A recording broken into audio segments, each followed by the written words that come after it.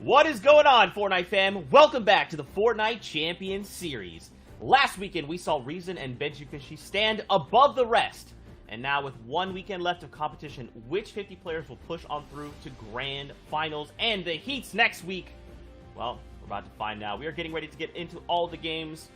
Joining us here on the analyst desk, we got Monster D-Face. How you doing, my man?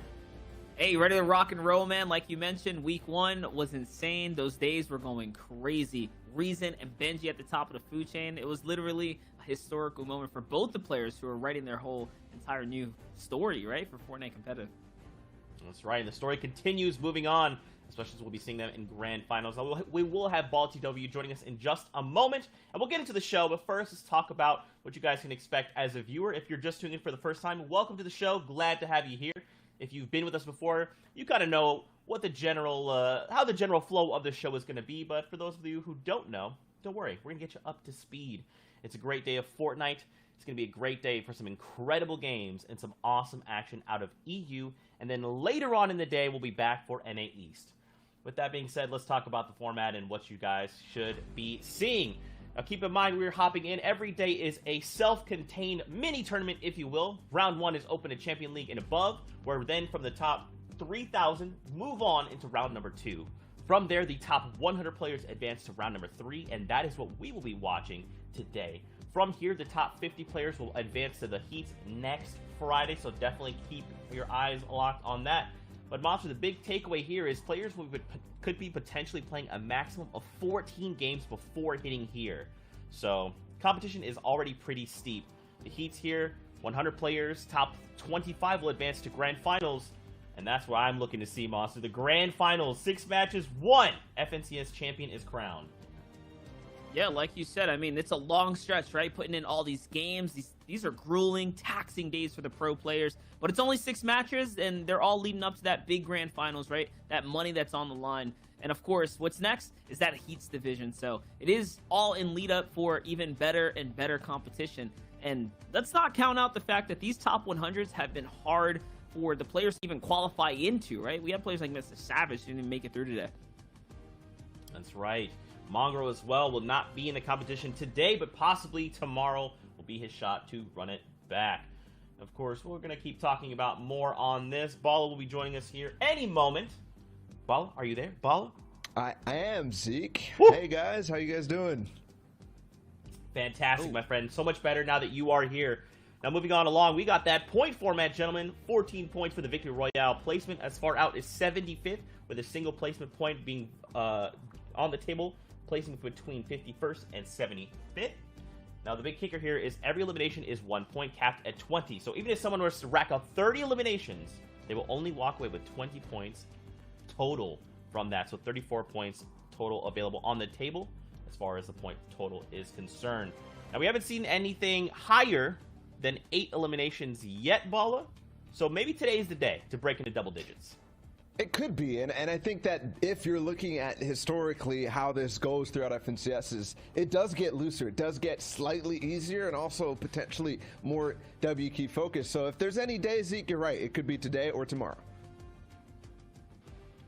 That's right. And of course, Monster. I mean, listen, man, you know me. I love breaking into double digits. I like seeing people pop off and rack up elims. You think today's the day?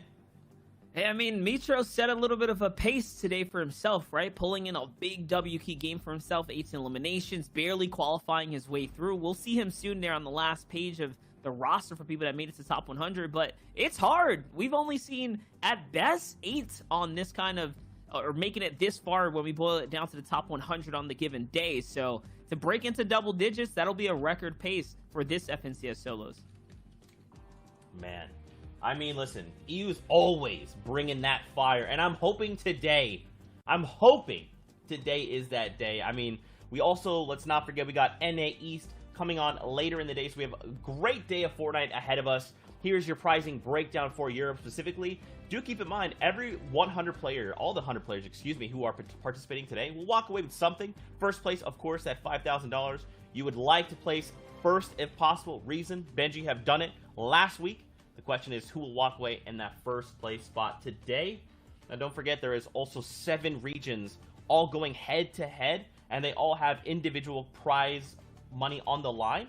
we'll take a look at one of the graphics here in just a moment, kind of breaking down the overall pool available to every single region. Europe, of course, being that largest prize pool, the largest player base, and a lot of players will be participating. Guys, I'm telling you, I get so hyped every time I think about it. I'm like, I'm going to keep myself calm, and then I think about what's ahead, and then it's immediately, I'm in the hype zone.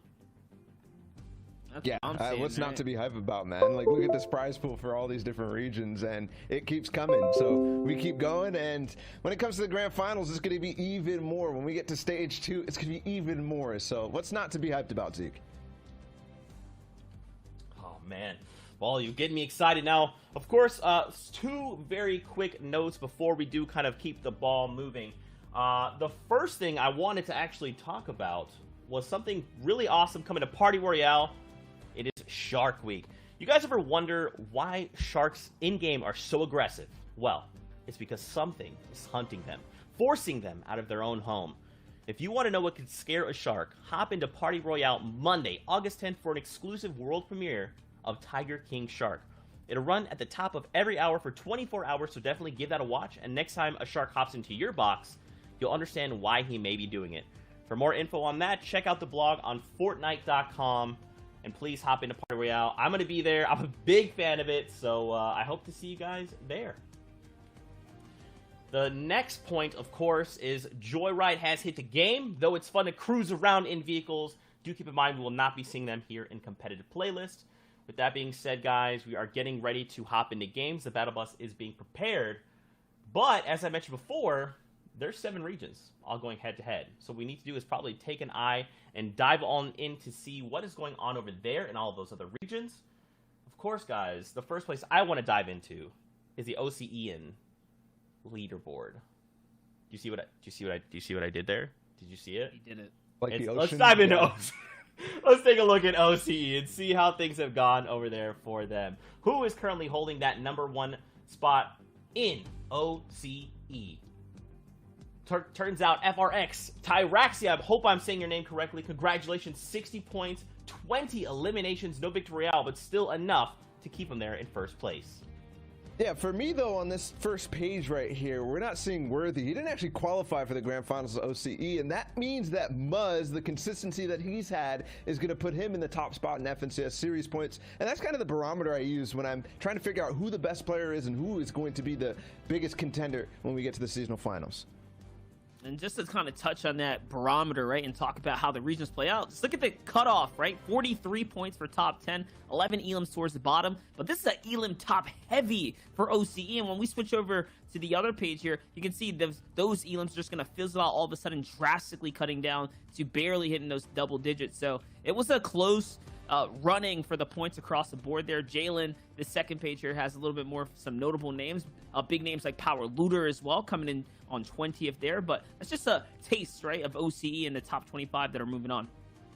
Yeah, the PWR guys cleaned up, and they're continuing to clean up over time. Jalen up there too, Jinx as well. But here's the top 25. These are the guys who will qualify based on this performance alone. And for people like Muffin Man, Colts, Bray, I'm not sure about Fresh, by the way, if we've seen him in the top 25 yet. But in any case, this is a qualifying spot for the Heats and for the seasonal finals. They'll be able to fight for that grand finals and the Axe of Champions at the end of the season. Yeah, I think this is Fresh finally breaking his way through. So big day for Fresh right here, coming in 22nd.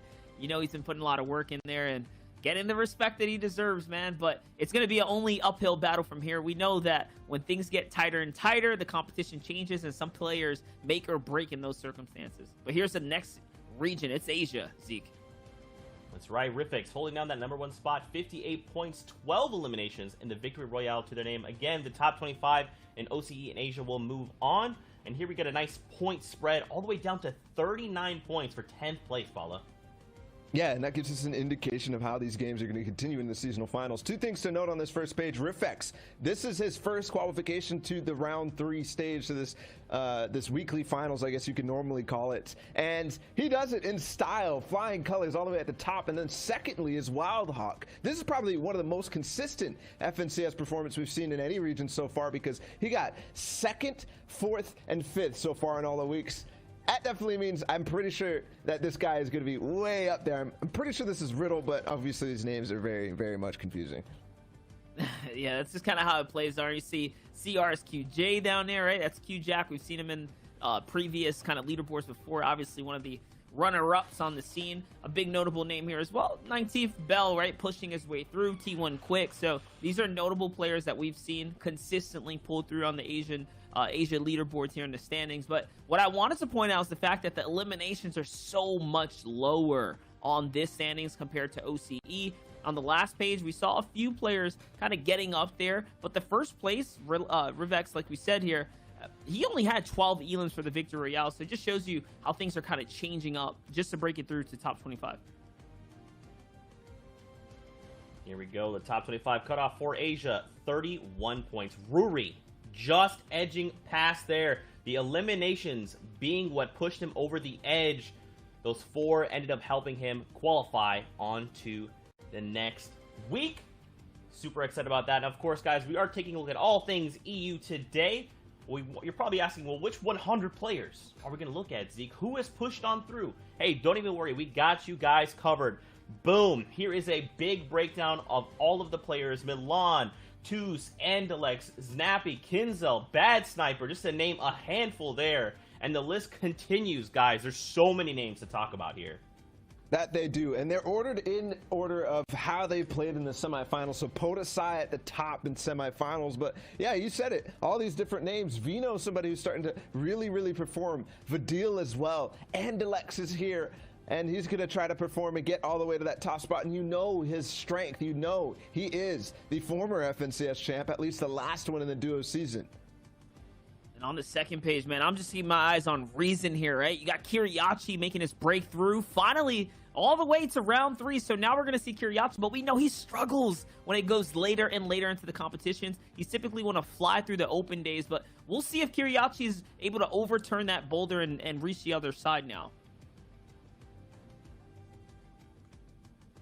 Here's another page here. We got more players up on board. So again, guys, as you guys are watching these games, don't forget, a lot of these players have already played a maximum of 14 matches before making it through here. They've had to push through round 1 and 2 to make it to round number 3. So definitely keep an eye on how they are performing, how they're popping off, or if they're having that slow start, don't worry. They still have time. We have a 6-game total here to be played, and I'm looking forward to all of the action. Yeah, me too. And again, because of the names that we're seeing, this is, you know, we're seeing definitely some turnover week or day after day, and that makes sense given what you just talked about, Zeke. But there are some people who qualified multiple times. I mean, we thought and we saw that happen again in the day 2 last weekend, but here there's even more. I believe 9 players have qualified for every single round 3 here. And now, looking at this, close to the final page, we got Artur, we got Rax, AR Baffo, who we saw come to rise to prominence in the Invitational with his aggressive play style, holding people depending on where the zone is, and it is going to be a stacked day for EU. I'm looking at Hard Find there. We saw Mitro slide his way on through, so these are names that are finally making their way. Players like Kiriachi, players like Mitro that are finally making their way to day 3. I'm excited to see those names kind of pop off here. We'll have to see, man. Again, this is it. The last 2 days of competition before those final set of heats, right before grand finals. This is the time to show up. For a lot of these players that have qualified, they're thinking, okay, I'm safe. I can try and rack up prize money, continue to rack up series points. For a lot of these players that haven't qualified, that are just making it in, especially into round number 3, they're probably thinking, what can I do to make it in the top 50? Or 2, what can I do to secure myself these series points that may give me that additional shot? But with that being said, guys, it's time for some games. So let's get ready to send it over to Clay Staling and Sundown to get us in the game.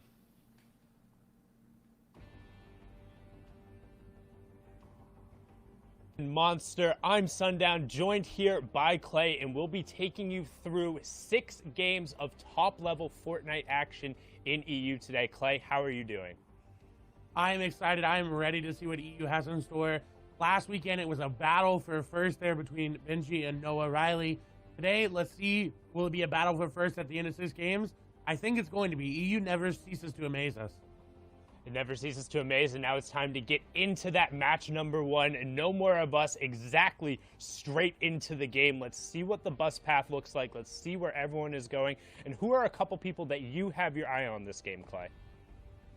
actually save it. He didn't make it in the second day of qualifications. He did that first day, but didn't end up doing it well. I think placed around 91st. But today, making it in, looking to see if he gets to that top 50. Definitely somebody you gotta keep our eyes on. We have Rezon, of course, in here. Teak, Seven toward Noah Riley, all the big names, but definitely gonna hit home, save it. And Wolfies, who again is playing on an injury, but he's here again today. And you can see right away, there's that initial map with everyone dropping in. Of course, Slurpy Swamp and the new Coral Castles in play. We see 2 players over at Coral Castles and a number of players at the surrounding islands now, as we're going to hop on board here with our qualifier number 2 winner, NRG's Benji Fishy, who's in a tough spot already at 25 HP, trying to go straight to a pistol medal, but gets taken down. Krash is going to be on the other side of that. You also see Teeks picking up an early Elim as well. Already 10 players going down, but that can be anticipated off of that initial rush, and each one of those elims is going to be worth 1 point. And qualifier day winner number 1, Rezon, going to go down as well. So both big name hitters, Rezon and Benji, are fallen in this game. There's still 5 more games to go, and I'm not too worried about them having pop-off games, as they've shown us time and again. But that's pretty big going down this early into the end of the day. Of course, we still have tomorrow as well, but these days for them are really about solidifying their drop spot, really about finding out who could be landing on them in the heats. And right now, they're not winning their drop spots. That could be cause for concern, as we're on board here with Zestin, who's going to get some nice beams into the crash pads immediately. He's going to get the tags onto the white health of that player. A beautiful edit, but that player going to go the opposite way. We saw the crash pads be used very well last qualifier, and they're going to be used good here. 25 more damage onto this player will eliminate them. We saw that 75 tag come through. Zeston, though, taking a lot of damage, and they are going to be able to pick up the elimination, but the third party's coming in. Yeah, and he's coming in hot. You can see that green arrow in the bottom right-hand corner closing in. That is the Grizzly player there. 6 error, trying to close the gap, but might not be able to commit in time before he's able to get those mini potions off. And this early, if you're not able to resolve a fight quickly, you don't really want to get bogged down in one. As now we swap on over to 4E Vino, who's by the Gorgeous Gorge area. And once you drop in to get these chests, it's super dangerous because you're committed straight to a fight. Vino gets a pair of tags. He's going to use his chug splashes and look to drop down and start this fight. When going in right with the harpoon, that's going to catch the play off guard. He is going to get the wall there. Edit not going to come through in time, and that's going to allow the player to go out and away.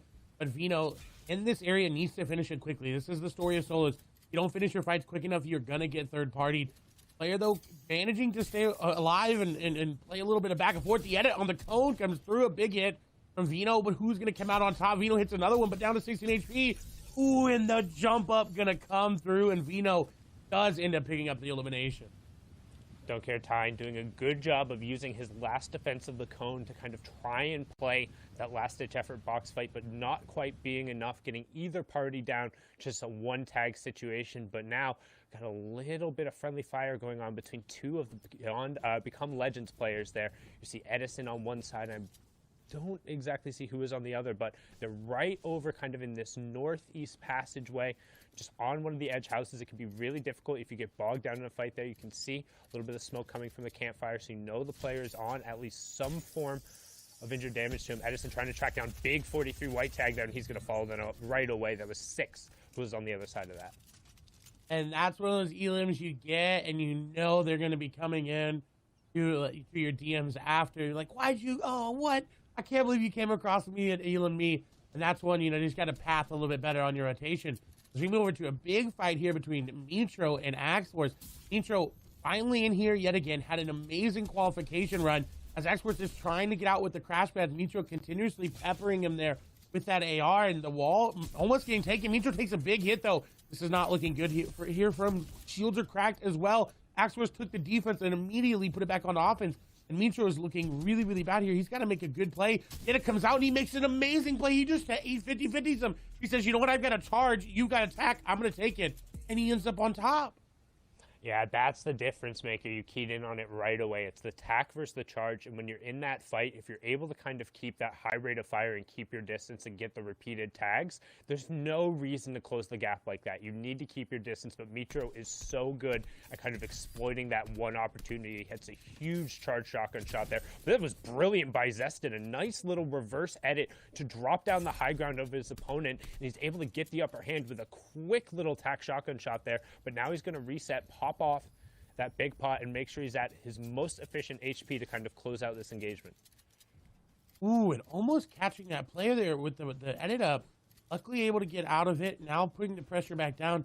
He looked like he was on the offense and then back on the defense. That little step back to get the big shield really is going to allow him to go a little bit more aggressive here. The shots are going in. That player going to miss. He's going to drop into a box that's not his. He does a lot of damage, but I don't know if that's where he wants to be, but a clean shot onto Kumu is going to get the elimination.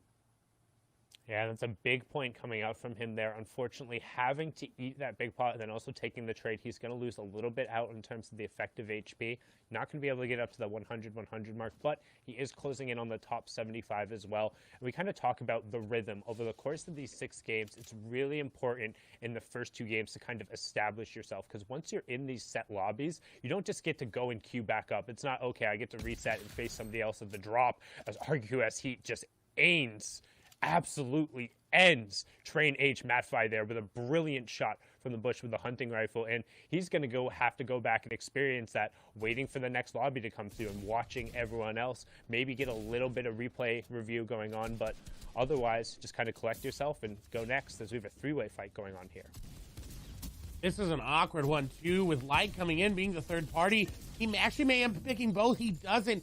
One of them ends up going away, but he comes out the victor. A very well-placed third-party timing. It was just beautiful. He came in, got the elims, and now he's sitting on a bunch of extra mats. Not in Cinder Zone, though, so it's not going to be that beneficial. He gets to sit here relatively comfortably, doesn't have to worry about third parties coming into him. This is what we talked about. You have to end your fights quickly, and that's the definition of doing it quickly. You come in at the right moment, you take your opportunity, you seize it, you get your point, and now you sit and you relax until that next zone shows up. Yeah, he's the benefactor. Tons of extra loot and builds there. He's going to be able to pick what he wants to have the loadout. Also notice the next player who goes down will miss out on that first round of placement points. So it's really key that you're able to get every single one of those initial points and kind of establish yourself in the game. As we see Craig, the player who was able to take out Benji early at Surfy Swamp, now in an engagement right over here. You can see, though, taking fire from the side, eats a hunting rifle shot. I believe that was from the side, taking 85 damage. There's about 5 other players right around this reboot van, and you don't really want to get caught in this area. It can be really difficult to disengage through here. He eats another really big shot there. That was the charge shotgun from his opponent. 103 on the other side. He turns that fight around. Apologists, Flygon. Well, apologies to you as you miss out on the first round of placement points. Everyone in the lobby getting 1, and Krej is also picking up an extra one for that Elim. That's his second. And that was such a beautiful prediction. Stumbling up to the right, because you know most players are looking for the right-handed peek. He gives himself the disadvantage with the left-handed peek, but he knew it was going to happen, so he caught that opponent off guard. The charge shot didn't go through from his opponent, had to recharge it up. In the meantime, he had that 103 tag shot, so very, very good play there for him. Now he's moving through. Placement points are gained. We do see Wolfie's fall through for Strokey, so he's going out. At least he got a placement point. We didn't see him in the Elim feed, so no Elims there for him. But the placement points are what matters the most in that first little bit. You're able to say, hey, you know what? I got a point in that game. Let's continue on through. Speaking of players that have an elimination and some placement points, 7-Tor. This is one of the players that's qualified for every weekend so far, as shots are coming through on the passive. He gets a little surprise attack, and now he's looking to go aggressive. This should be a good elimination here for him, as there's nobody nearby. He doesn't have to worry about third parties coming down the mountain. No one's looking here on the backside. He can spin as many mats as he wants. He's got a lot of trees to farm up all around him. So a very, very, very good fight to take, as he got that initial damage, and now the wall being taken. I think this is going to be the elimination here for him. That player in the box, and yes, passive did not play passive enough there. Yeah, wasn't able to get away from the newly signed Navi player there.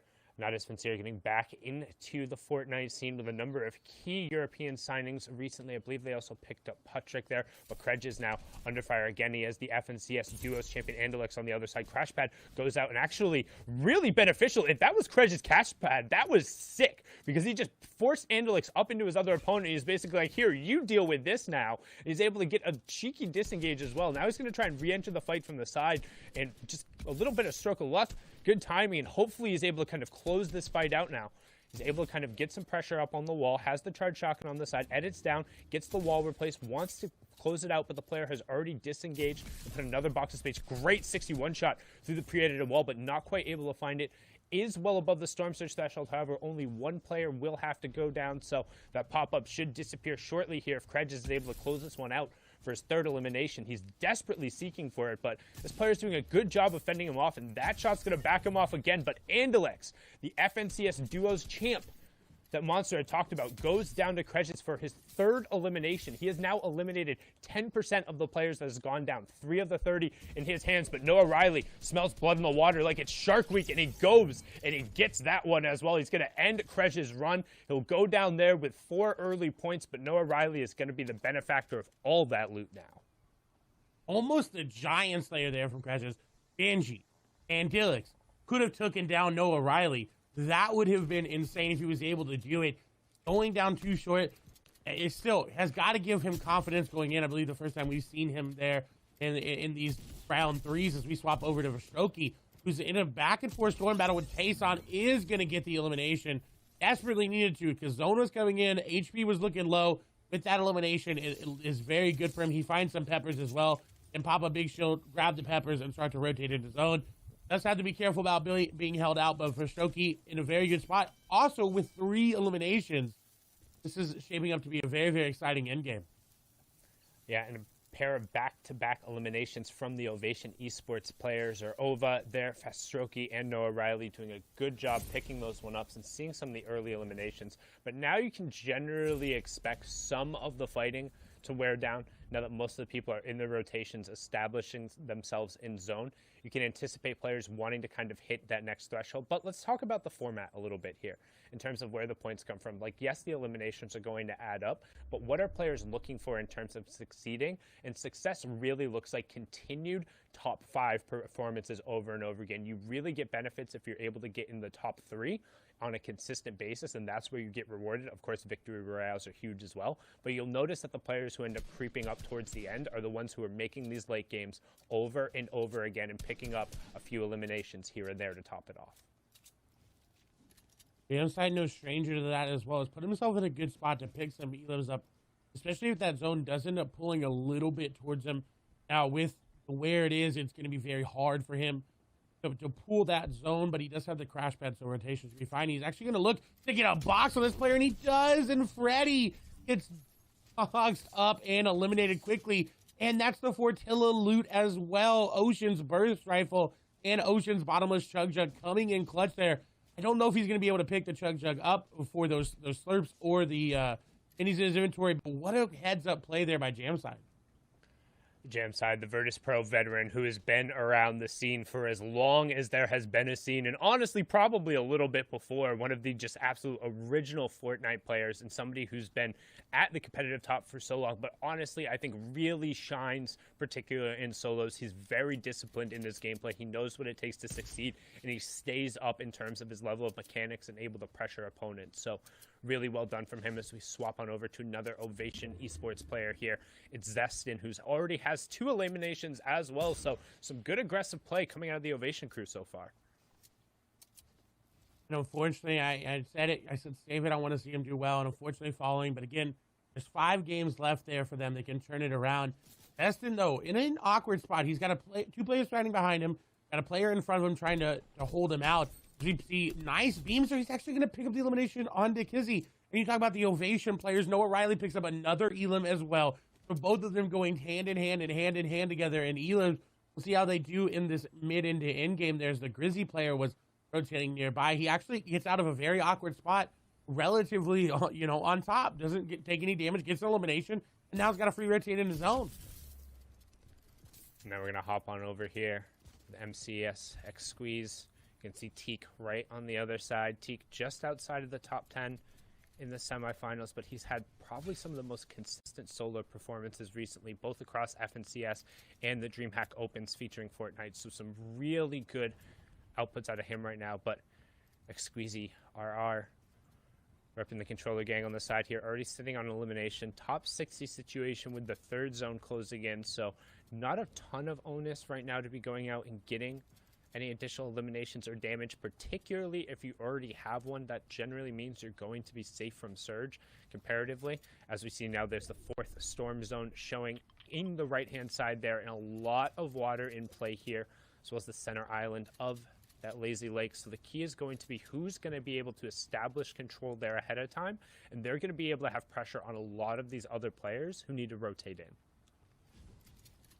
I was very surprised that Squeeze was looking for that Elim, and now someone looking for an Elim onto him. He's got to be careful because he's set up in a good spot. He's got the floppers. He's got that launch pad. He's got a lot of minis in his inventory. And he's getting aggressive, but he's getting aggressive onto Teak, and Teak is actually going to be eliminated. Another player that is qualified for every weekend round 3 moment is out of the game already. Yeah, and that's going to be huge from Xqueezy there because he was hurting on mats. He had no hard mats at all. He had 0 metal, very little brick going through and having to burn through it. And a second elimination right there, courtesy falling right on top of Lava's head from the crash pad, is going to give him all the materials, all the floppers as well. Might as well call him Frey with that many fish in his inventory. Sitting on 8 is probably going to... No, I disagree with that, but all right, we'll see if he decides to come back and haunt him. Using the 2 crash pads to get center rotation rather than just rotating through with the excess mats he had picked up from there. He's also going to take some damage over the top of that, so has an empty slot now. Interesting decision as we close in on that next placement threshold, and he is well above the Storm Surge threshold as well, so he should be big chilling. 4 more players will need to go down before that turns off. Very good play by him to get that Elim through the air on the crash pad. Just heads up, and now center zone in a good spot. He, again, has those 4 floppers. You definitely would have seen him like to take those 8 floppers, but, you know, he's leaving that open in case I think he gets some crash pads or maybe some peppers, maybe even more floppers on another elimination, because he's scouting, he's looking for anything going on. We see Noah Riley there. Flick is up there. You know, you mentioned Frey, I don't believe here, but Flick, his duo partner there carrying the torch. Steelic is here. Bad Sniper, Revscard as we pan through. We do see Kiriachi in the middle of your screen. Monster talked about him. This is his first time making it here to round 3. Looking to see a lot out of him. He doesn't really perform that well in these late stages of the tournaments, but if he's able to pop off and turn online, and he decides to go back to Slurpee Swamp, Benji's got some contention over there. He'll have some contention. You also see Hardfind in there, a player who hasn't made finals yet, but can be an absolute beast in Europe. Also plays, I believe, out of the agency, or the authority, excuse me, unless he has swapped off his drops out there. You can see Psycho Orb taking some damage there, but Bad Sniper, French player for Grizzly, trying to find a little bit of his own space. He did pull zone in the half in, half out. You can see in that bottom right-hand corner. When we talk in, half out, that is zone number 5. It's when the circle starts to overlap where the previous safe zone was. And then from circle 6 onward, as Psycho ends up getting picked up there with a nice cheeky little edit from Bad Sniper through the cone. Going to pick that one up. From circle 6 onward, it will be full moving zone, which means the new safe zone is always outside of where the previous one is, and that's where a lot of the real Fortnite action ends up happening. Quick edits, rotations, split-second decisions, and crazy fights happening as we see Jamside get his rotation, and Kinzel also in the lobby with the half in, half out rotation coming out. A lot of utility being used here, as you can see. Nebby taking some shots there on the side. No luck so far, and no luck indeed. No extra utility. You're going to see him do his best to play party pooper there, popping all of those crash pads, making sure players aren't able to frogger their way on over. Not going to get the little bounce they need to, but no eliminations being picked up either, and 50 players still remain, so everyone getting their second placement point. He's in a really awkward spot on this side of zone. Luckily, he's going to be able to find elimination onto Felix, who ended up getting focused by everybody. He's going to want to go for those materials and such, but somebody already boxed up on top of him. He has to call it quits. He's got to get back into his box because he does not know where this zone is, what's left over in the match. He doesn't want to get too overcommitted to those. As you see somebody already down below, I believe Nesbit there, being a little bit of a loot goblin, grabbing those up, and is very, very low on HP as well. We swap over to show you the other side of the zone and where that is. And Sig's zone can pull anywhere there as we see someone fly through the air as we're back on board here with Xqueeze. It's going to pull north away from Nebby and towards Xqueeze, so he's in a very good spot to pick up more eliminations and more tags as players are rotating through the air. Everyone rotating through the air, rifle up, picking up another elimination there. We're on board here with Xqueeze, sitting in the cone, looking for an opportunity to potentially pop out. Has that rare charge shotgun with a decent amount of damage. You see next zone rotation revealed. You'll see a number of crash pads and out going out. Probably players utilizing some launch pads here, as they're going to lose value later on as the circle does narrow. But Xqueeze, again, still looking for a pick. There's the launch pad going out, going to wait to try and catch up on the top of zone, and actually making a play for height right now. Good job boxing up on what currently looks like ultimate, and he has plenty of materials to hold this, as well as the floppers to go late if he needs to, but you see everyone else beginning to rotate past him as the server catches up a little bit. With 4 elims, he's looking really good. Launchpad going to be used again. He only had 2 in his inventory. We see a lot of big names going down. Snappy, Bad Sniper going down there to Mitro. He's, though, with a really good second rotation in his own. He's going to find a tarp, and that's going to be Nebby, who unfortunately did not have any luck today. Does go down. He wants to, you see that, wants to go for the loot. Didn't want to be too greedy for it. Wanted to make sure everything was clear. All the angles were good for him. And he picks up elimination number 5. He also picks up a crash pad as well. Under 5 builds at this stage of the game is really good for him. He's got, I would say, more than the entire lobby. His Mitro is going to fall. He's going to have to look for that crash pad rotation. That's what he's going for. We saw him do that before. That shotgun shot up above, but he's got to be careful. Player in his box up. He's going to take down Tinsel. A huge elimination in number 6. Number 6, he also gets a crash pad, which he'll chain into another crash pad using that forward momentum. Nope, not quite going to get that. That was actually server replay catching up, but has the 4 floppers to end up hanging out in the back of zone. Now he's going to see if he can't recycle any of those floppers. Maybe look for a late high ground play. Still has 2 more floppers, but he's being harassed from the edge of zone. Finds the crash pad, looks for the charge shotgun shot. Not quite going to get it. Puts himself in the cone. Should probably find time to pop those minis as well, but just chilling on the 88 effective HP. Kiriachi does finally go down to rifle it just outside the top 20. Deceptos picks up Thomas. HD X Squeezer does get knocked down as Noah's Riley picks up Rafe's guard as well. That's AR Bafo picking him up there. Brilliantly done to take it. However, Jamside still up on the high ground. Kiko, AR Bafo below him. Hardfied running the low ground in a suite of players in between. Noah Riley and Deceptos being 2 names among them.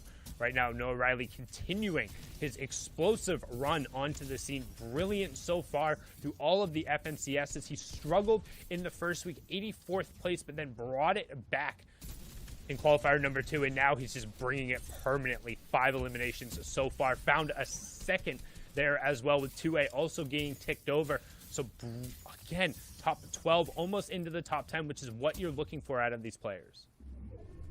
And just dominant performances weekend after weekend after weekend there from Noah Riley. I mean, at this point, I'm not expecting anything less. On the other hand, Jamside up above. We'll see how he ends up closing it out. We saw almost losing high ground there earlier, but was able to secure it. Kriox, though, a relatively unknown player to most of the European competitive scene, is doing well. 2 eliminations. He's getting almost into that top 10 threshold, which everybody's looking for. Rifla is going to fall there to a player. Jamside going to be contested there, is going to get the elimination. Very good play there for him. Really, that's going to be Deceptos going down. Kriox on the backside, still just playing that zone, still just rotating, still just trying to keep his HP up. He does have floppers. He does have crash pads to make things crazy. He's got extra minis there as well in case he takes any damage. He has to recuperate it. AR Bafo up above as well. Jamside looking to get that elimination. Jamside is running out of mats, only 14, with a nice clean shot there onto that player, taking him down. It's going to be Bafo going down. 5 eliminations here from Jamside. He's looking to close out on top. He's running out of mats. 7 builds remaining. It's going over these builds that are hardening every moment. With a nice drop down there. KS Wood going to go down. Jamside with a nice shot again and again, but he's taking a lot of damage. He's got Kid Shockwave Launcher. He's trying to use it. Top 3 coming through. Last moments here. Nice shot there from Jamside, but he's not going to be able to turn it around as Kriox is going to pick up the elimination there. But a beautiful play from Jamside. Jamside working top down, able to find a number of eliminations there. I believe it was 6 total at the end, but Kyrox took away the victory royale at the end. And just look at that architect and the fossil. We're going to toss it back on over to the studio. Zeke, Bala, Monster, break it down for us. Thank you guys so much for that first game. Great casting. There we go. Kyrox, Cyrox. We're not sure how to pronounce it. We're going to go with Kyrox. If we pronounce it wrong, please shoot a tweet at us so we can get it right. Congratulations, though. First victory out on the day. Jamside, though, right there. It could have gone either way. The bling in the inventory. Mythic weapons galore. Unfortunately, though, it did not quite go his way this time. But still, second place is a massive finish. You like to see it, boys. Yeah. And I have to question what's going on at Caddy, because Jamside, a new player to this stage, the round 3, the final stage, and he's got it, and he performs well off of game 1. I have to wonder where he's getting it, if he got it throughout the mid-game. If he's landing Caddy, I'm going to assume he is landing there, but there's a lot of turmoil all over the map in terms of early game and everything. This is a new day for this EU region. That's what happens. You throw these big names in the mix, and this is happening consistently week after week, or day after day, honestly. So it's just a repeating performance at this point. When you get these new names in, your drop spots are just not safe. That's right. And speaking of these big names, we're watching a lot of these big names fall, and a lot of these newer names we haven't seen before rise to prominence. Yeah, that we are, and for a reason is that basically you don't really know what's going to happen day after day, especially with all stages going in on one time. So Benji Fishy has to contend with new players at his drop spot. Krej's was not here in those first 2 days where Benji Fishy was able to dominate out of Slurpy Swamps and didn't necessarily have to roll with things like Krej getting so aggressive off of the first drop. And look at what he gets off of this. Slurpy Swamps pretty much uncontested. Somebody left away. You never know. That could have been Benji in his shoes. That is true. And on the other side, you see Reason here popping off as well, trying his best. And he's contested over Holly Hedges. Up until this point, he had the early game on lock. But OTW's Kibo is going to show up and give him the work here in a box fight. And this is not likely that you see of Reason to fall so early. So great shots from Kibo to land and be consistent here so far. And you see that other perspective. Here's the edit. Here's the open up. And he was just ready for the shots to exchange.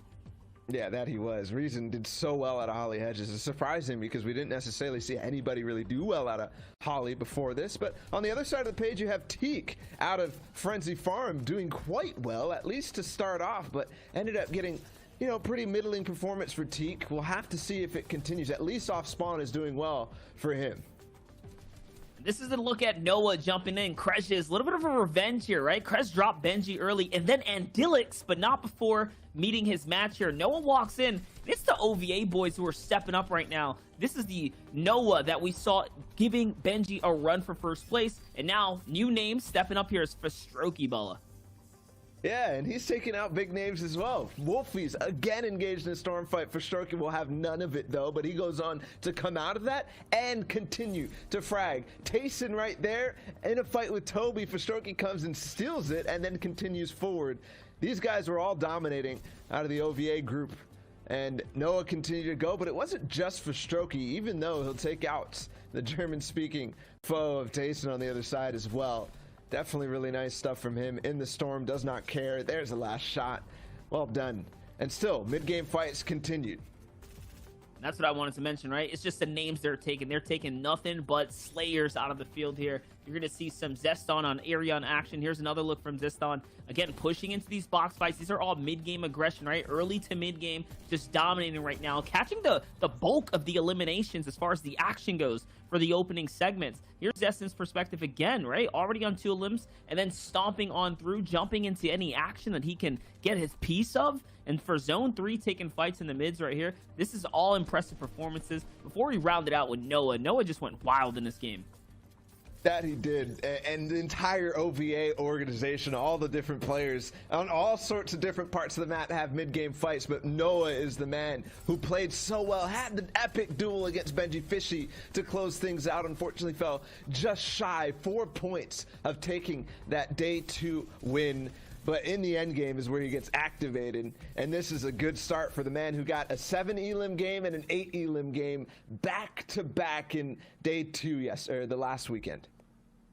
That's right, guys. So many of these big players coming, rising, making names for themselves. You know, some of these players we even saw last week, right? Like Noah. Now, my question is, with all this momentum, where can these players find themselves on the leaderboard? Because that's going to be the ultimate storyteller on the day, is who is looking to qualify in that top 50 range. Let's take a look together and see who holds the #1 spot. I've got to assume it's Cyrox there with the Victory Royale. Again, if we're pronouncing your name wrong, we truly apologize. 18 points, 4 eliminations, and the Victory Royale. Jam side, though, and Noah Riley with a solid placement, 6 and 5 eliminations respectively, are right behind him. And the one thing here, Noah, obviously we saw the mid-game elims that he had. The rest of the organization OVA that we kind of highlighted in that, sure, they might have gotten a bunch of elims mid-game, but they're not even in the top 10 because of how risky those fights are and what a position they will put you in. I mean, we saw Fastroki in 2 storm fights back-to-back will make you pay when you get close to the end game, which is where you need to be. So mid-game fights don't necessarily pay off. Here's your second page. You see Mitro stepping up for 18th. Not too bad. And towards the top, though, to work way up. Big names here. Thomas coming, pulling through. Hardfine, right? These are all guys with 1 to 2 to 3 elims, but it's the placement points that's the difference maker here across the board. Deceptos, Hardfine, and Baffo are the ones that are going to stand out right now, but it's a tie. It's a tie all the way up into the first page, right? 10 points being and keeping it nice and tight up there. Taking a look at the next set, we got Milan, 23rd, right there, pushing on through Kenzel Kiriachi. That's someone that you guys called out as perhaps not doing well in set lobbies, and here we go. First game, he's holding 30th, and he's holding it well, but we still have 5 more games to go, guys. Right now, I mean, with only 5 points, I don't know how long that's going to hold. Yeah, but Zeke, it's a good sign, I think, for Kiriachi. 0 elims, and he still has 5 points. That means he made it pretty deep into that placement game. He made it into endgame and made it into the moving zones, at least 7th or 8th to get the 5 points that he accrued in that one. So I think that's actually a good sign. He's not doing the W key. He's not going for a bunch of elims throughout the mid game. In my mind, that might be Kiriachi finally activated in set lobbies. And I wanted to jump on that, yes, because the old Kiriachi we saw, he'd land at the old lodges, and he'd push straight into the swamps, take fights down by the rig. So if he's pulling placement right now, I think that's a great sign for Kiriachi. Well, guys, with 5 games left to go, we'll see if he can hold strong. Let's get ready to send it back over to Clay and Sundown to get us into game number 2 of EU. Take it away, guys. Thank you so much, Zeke, Balla, Monster. Fantastic analysis. Clay, you ready for match number 2? Oh, I am ready, and I think all the players are ready as we see that map come in where everybody is dropping. Benji contested yet again down there at Slurpee. We see Caddy Corner, only 2-3 players there as well. Not as many as I would have thought coming into Europe. I'm more surprised, honestly, that there's 5 players in the Northwest up by Coral Castles. That's just ridiculous to me. There's no way there's enough loot to support that many people up there. But right now, if Tayson, the player from E11, trying to find a shot here, getting a little bit of a third-party action, 33 as well as a 49 headshot with the AR right into the box, and Samtosh going to be taken down. Good disengage from Tayson as well. Does take 90 damage there, but has the 4 chug splashes as well as a big pot. He's going to try and put a little bit of space here to top back off, but then I anticipate him to probably dive back in and test his opponent here. That was a beautiful recognition there from Tayson to realize I have to get out of this box. It's not mine. I'm going to be pressured. Now that pressure going back onto the enemy player, he's going to be able to pick up some of that loot that he eliminated that player for and back out. He says, you know what? I got some chug splashes. I'm good. I got my elimination. I'm going to disengage. I got my early game point that I wanted. I got my early game match that I wanted. Now I'm going to go back on my rotation, farm up, and I'm good to go. As we're over to Misty Meadows, we hadn't seen this perspective, but Milan Osvan looking to get engaged with Diablo here as he's looking to get a little sneak attack going, looking for that early beam into that box site that we all know is going to happen. And there it is, a 99 tag, and the aggression is just going to continue to come out here for Milan. A player trying to continuously move up and create layers. Milan matching those layers perfectly. Ooh, the nice cone, but he's not going to get all of it. He wasn't able to get into the player's box. They continue pressure on the attack, and that Diablo is just going to let him in. Lets him right on in. No need to blow the house down at all. The front door is wide open, and real good use of that tac shotgun to kind of pressure the walls. To talk about the high rate of fire and its ability and just kind of a little bit more versatility in the box fights, and the kind of disadvantage comes for just the anti-one-shot potential that the charge shotgun then will have. What we see here, you can see that format fly in real quick, just how heavily weighted it is towards later placements and maintaining in, outlasting the first 25 players, and then it's sets of 10 till we get in. But going down there is Kira on the end of Gambit 2, so the Gambit player will have caddy control, and now has Kit's Mythic Charge Shotgun as well as Kit's Mythic Shockwave Launcher, so going to be looking for as many rockets as he can, wants to get up to that 13 cap, but all alone and good domination there as we swap on over to Navi's newest signing, 7 Tours, in a box fight here, but less of a box fight, more of a crash pad in fight. 60 damage goes through right away, and he finds the follow-up. B Junius Jules, not quite genius enough there as she goes down. Very, very good tracking from 7 Tours. Jules had the better shotgun in that engagement, the epic variant of the attack. There's a lot more damage when you're able to hit your shots, but 7 Tours tracked him perfectly over the top of the head, was able to get the good shots and get the elimination. That is a very, very heads up for them. Again, one of the players has made it every day of round 3, continuously putting forward time and time again these great performances. And we're now in a fight with Vadil. We saw go down relatively early that last game. I think picked up a lot of eliminations barely, and he plays, but there's the crash pits coming through. We saw this a lot last weekend because of Mr. Savage. He really popularized how these players are getting in with these boxes from these different angles. The wall's going to get taken. This player trying to make the charge, but again, that tack, when it's that legendary tack versus a green or a blue shotgun, it's just going to outperform in those situations. Honestly, I think the legendary tack just outperforms pretty much any other close-range gun right now, particularly if you're able to use it aggressively while taking the walls, as you can see Vadil do right there, and a good resolution in that fight. So now the fights continue going as we try and catch all of the early game action. Here's Supremacy Kizix trying to find a fight here right on the edge of this lodge. Lots of natural cover in here, and a good 180 shot there. This Krej is going down, so not going to repeat his early game success last time, going down there. And a good pickup from Kizix, but he knows there's somebody else here. 43 on that headshot, 67 there as well. Knows he's broken at least to the shield, but he also took a little bit, so he's going to be forced to back off and reset. That's Zeston just over the top of him, the Ovation Esports player who had some pretty good damage, but he's backed way off. He has no effective HP. He does not want this fight at all, and it feels like Kizix is on the hunt. That was a very early rotation from Krej as well. All the way out of Slurpee, the zone is just over halfway moving in.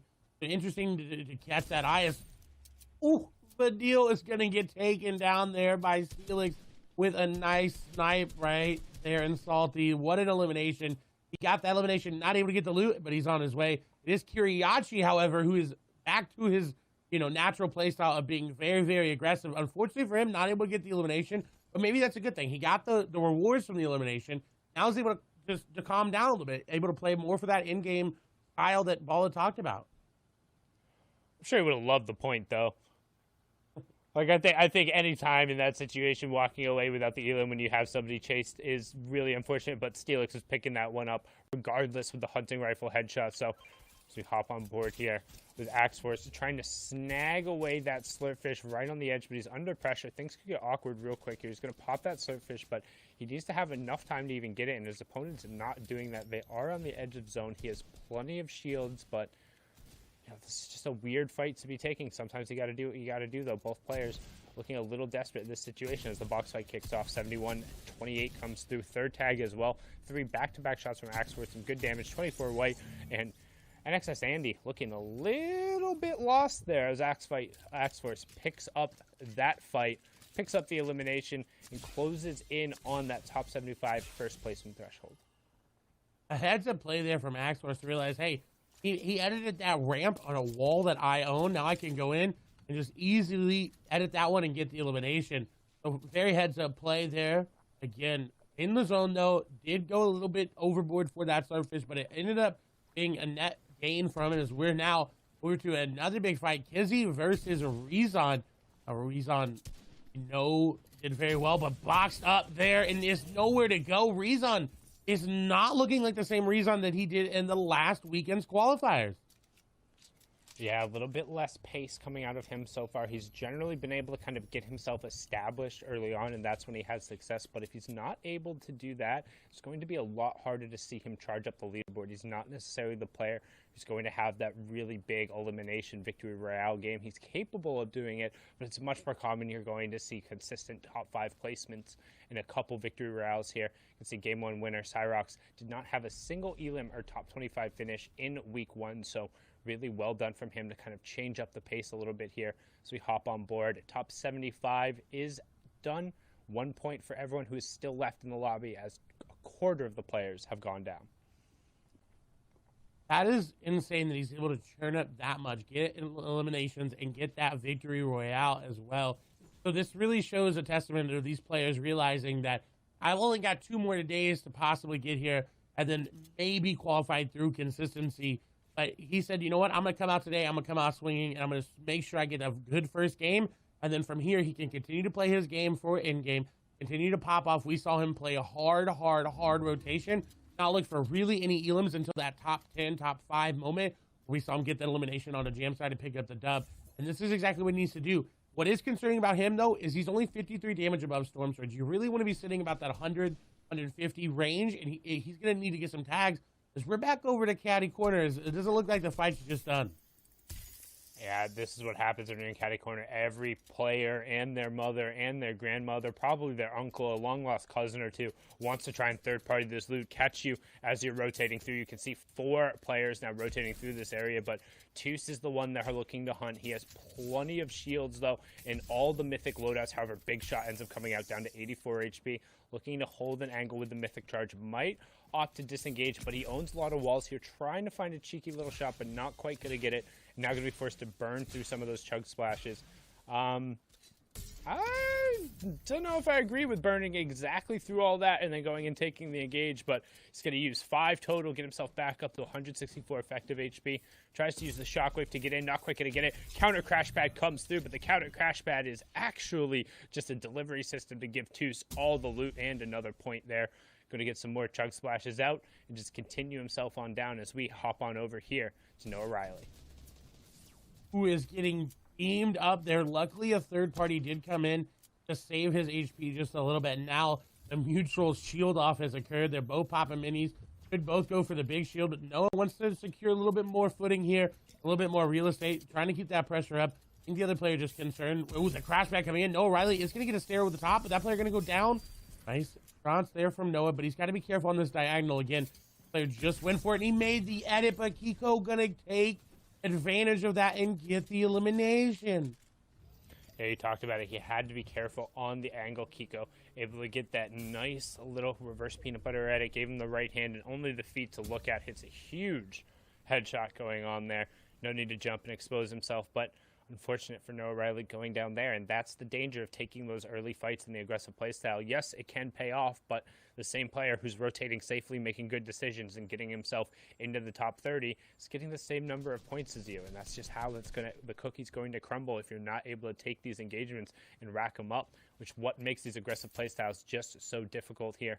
So now we hop on over here with XL Wolfdog, aka Wolfies, the player from XL, the young English Lord, pushes in and takes down Edison, who we saw have a pretty strong qualifier number 2 last week, but Wolfies looks like he's starting to get a little bit more of a rhythm as of late. It feels like he's been playing a little bit more of himself with a little bit more confidence, a little bit more of that swagger that really kind of personifies his gameplay.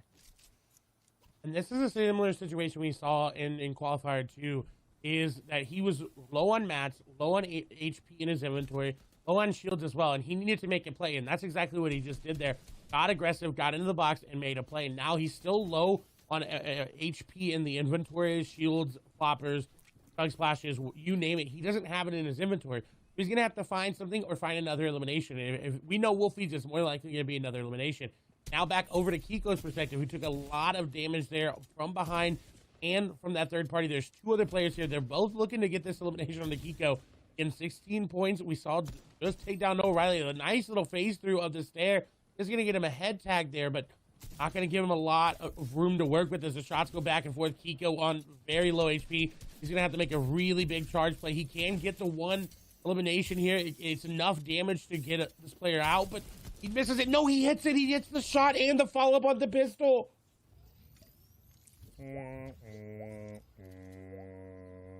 Super unfortunate there. Kiko able to turn that run around and just honestly abusing the impatience of his opponents, launch padding to try and get back into the zone, but in no rational situation should he ever get out of there, let alone pick up that elim. The player could have just waited, knew he had the 2-tick zone on top of him, but opted to then push in as we hop on over to Grizzy Bad Sniper, who's posted up right on the edge of the zone as we pull over Lazy Lake again. That's 2 games in a row. We're heading down kind of towards that southern side of the map. Everyone from Caddy having a relatively safe rotation, but not a lot of real estate that players could really establish. You can see Arion and Celix are both picking up elims there as we close in on our top 60 players. 65 left, 3rd zone. So definitely some Storm Surge potential coming through here in game number 2. And in almost a similar position as last game, a little bit more eastward here on this lake area and this new boating area we saw with the introduction of the season. And it's going to continue to pull more towards Caddy. So Toos, who we saw had a lot of fights early at Caddy, even into the mid-game, has got a very solid rotation. He does have Kit's Mythic Shockwave Launcher in his inventory. He doesn't have to use that with how he's positioned. As you see Bad Sniper looking to cause a little bit of an explosion over there, trying to open that up. He forced one of those players to use a launch pad that he could recycle. because he does have his crash pads, but no launch pad in the inventory means he wants to try to save those for that moment of, hey, I've got nothing left. Let me try to launch pad out. We see a lot of players start to rotate out. We see Cryox right there in the middle. Keswick's up above. He did end up picking the elimination up onto Kiko as they tried to rotate through. But Bat Sniper's just sitting here chilling. He's trying to surveil the area, find out as much as he can before he makes his move. And there you go. Finds an elimination right there onto Diox. And that's what he was looking for. He was sitting up, waiting, and hunting his prey. And you can see he's going to pop a pepper right before popping a crash pad to try and disengage. However, Virtus Pro Kiriachi, 32, closing in on Bad Sniper right away, going to harass him off a little bit. Bad Sniper going to be forced out. You see Wave Steelix go down right in the background shot there. We got Artur over here fighting off with another one of the Ovation Esports players. And another player over to the side in a 1v1 going down here. Let's zoom in as we see Frostroki trying to put the pressure onto Artur. Only has the rare tack in, the common tack in 6 shots left in it. So he's going to have to be able to push through as we wait for the server to catch up there. And he is going to find that one. Artur going down. Spen also picking up Benji outside of the top 50. So have not hit that second placement threshold quite yet. And Benji Fishy going down as well. You can see Flick now also trying to make a rotation through. Teak still up in the lobby after his early exit last game. MCSX SqueezyR finds a great shot onto Snappy. He gets sent back to the lobby in a little 180 there. Going to Flick take that down, make sure he pops the crash pad and get as much of this loot as possible, which he desperately needs. He needs as many hard mats because he's really struggling in terms of metal. Only 65 there. What a find as well. I think just trying to crash pad in the zone. Happens to get right there and takes advantage of it. As we're now rotating through onto Flick, who I believe just picked up elimination himself, but he's got a player down below who's getting elimination. This player has all the walls edited. I believe that's going to be Matzo there down below, and Flick looking to pick up the elimination, and he is going to catch Matzo off guard there. And look at the weapon upgrade he's getting. He can even drop his cabbages there with the big shields as well. He's got a lot to work with, more crash pads, a sniper if he wants to. This is what Flick needed to turn online this game. Yeah, 50 players remaining, which means everyone getting a point. Also, Storm Surge not going to be infect for circle number 5. We have our half in, half out reveal. We'll see who is forced to use their utility on this rotation. We're pulling a little bit more towards the northeast side of the lake, so a number of players will have to move, and we'll see when they decide to move. Flick now is going to start trying to tunnel in a little bit, work back and see how much of these extra resources and builds he has. It's mostly going to be spare brick and wood, so he's going to use that to try and tunnel in, get as close to zone as possible, and begin his crash pad rotation. Shouldn't necessarily be looking for a pick because he's in a spot where he's all set up, and instead, yep, just going to crash pad in. Not quite able to find the other crash pad to chain it together, but we'll wait for the server to catch up and see where he lands, and where he lands is directly on top of Iwa. And Iwa going back and out of this game here as Flick now picks up his 4th elimination. English player for Wave doing incredibly well right now. And Cryox on that rotation went down as well. So our game number 1 winner is out of the game. They ended up going down to Keswick, who's been very, very good this game. Has gotten a lot of eliminations, and we'll see if he continues it up. With that game under his belt, he can start to make his way towards that top 50, towards the top even 10 as we swap over to High Ground, who is Toos and did not have to rotate very far from his initial landing at Caddy Corner. Does have that Kit's Mythic Shockwave launcher, but only 5 rockets in it. He's going to have to find an impact frag, maybe someone trying to contest their high ground that he's able to pick up their loot at. Right now, he's sitting pretty. He's waiting for this zone to come through, and he's just looking to get eliminations. And as we see, an elimination onto Kiriachi is going to come through, so able to make it into those placement points, but it's just not where he wants to be. As someone on top of Toos is going to get boxed up, and that's going to be another elimination there for Toos, sitting on number 3, Tireless going down. When we talk about Kiriachi picking up placement points, going down in 42nd is super rough because that next placement point coming through would have been in the top 40 after 10 more players had fallen. So only getting 2 placement points for all of that effort. He's going to go back and have to watch this end game, figuring out what he could have ended up doing better. Now as we're on board here, C1 Resty L trying to find a little bit of an angle here. Does have the rare burst, so if he's able to chain together some shots, he could potentially do a lot of damage, but just going to opt to go into zone. You can see Storm Surge is in play. 8 players will need to go down. Rusty is one of them who's currently under pressure. 31 players below. You can see on the right side, drops in the box. Not going to find one, but gets the revenge right away onto Slide Mason. There's now 35 players remaining. You hear all the crash pads bouncing, everyone going off, trying to use whatever utility they can. So we swing over to the wide, and we see all of those builds pop in. That's everyone trying to do what they can and use everything left to traverse over this water. And we see a number of people playing tadpole on the low ground while everyone else is bouncing around on the mid. And who has the ultimate high? It's XL's Wolf Dog. Wolfie's win from getting mid-game eliminations to taking high ground. Right now, we're concerned about Tayson. If he's going to be able to get out of the spray, he is in zone. He does have a good amount of mats, and those crash pads are there for him. But where is zone going to pull? It's actually going to pull back towards him, and this is really good. He's got a nice rotation in, actually away from him there. As a player down below, he's got to be careful. Player on top, and that's going to be Flick going down. A heads-up play by Tayson to get that elimination. The loot upgrade as well. Still very, very, very far to go. It's still top 25 players remaining with 4 eliminations. He's grass padding into zone, almost going to land on top of a player, and it almost looks like he may be able to contest high ground here if he wants to.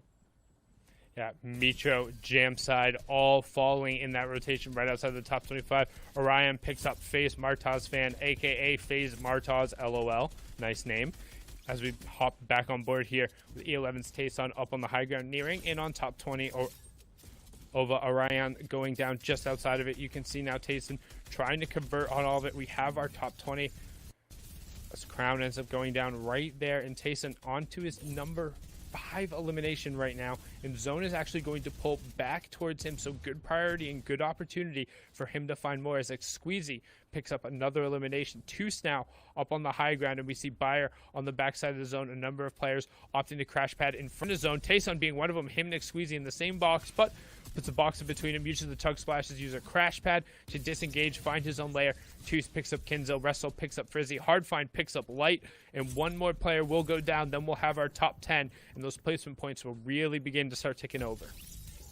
And Tayson going to be the one to do it there. Naito going down, 6 eliminations here for Tayson. We're starting to see EU ramp up. This could be one of the first days we see double-digit performances here in round 3. Squeeze is going to take down Rocky. Intech will go down to Restiel. Tayson, Toos up there as well on the high ground. Squeeze and Dillix. Hardfind, Lindgreen, your last remaining players here.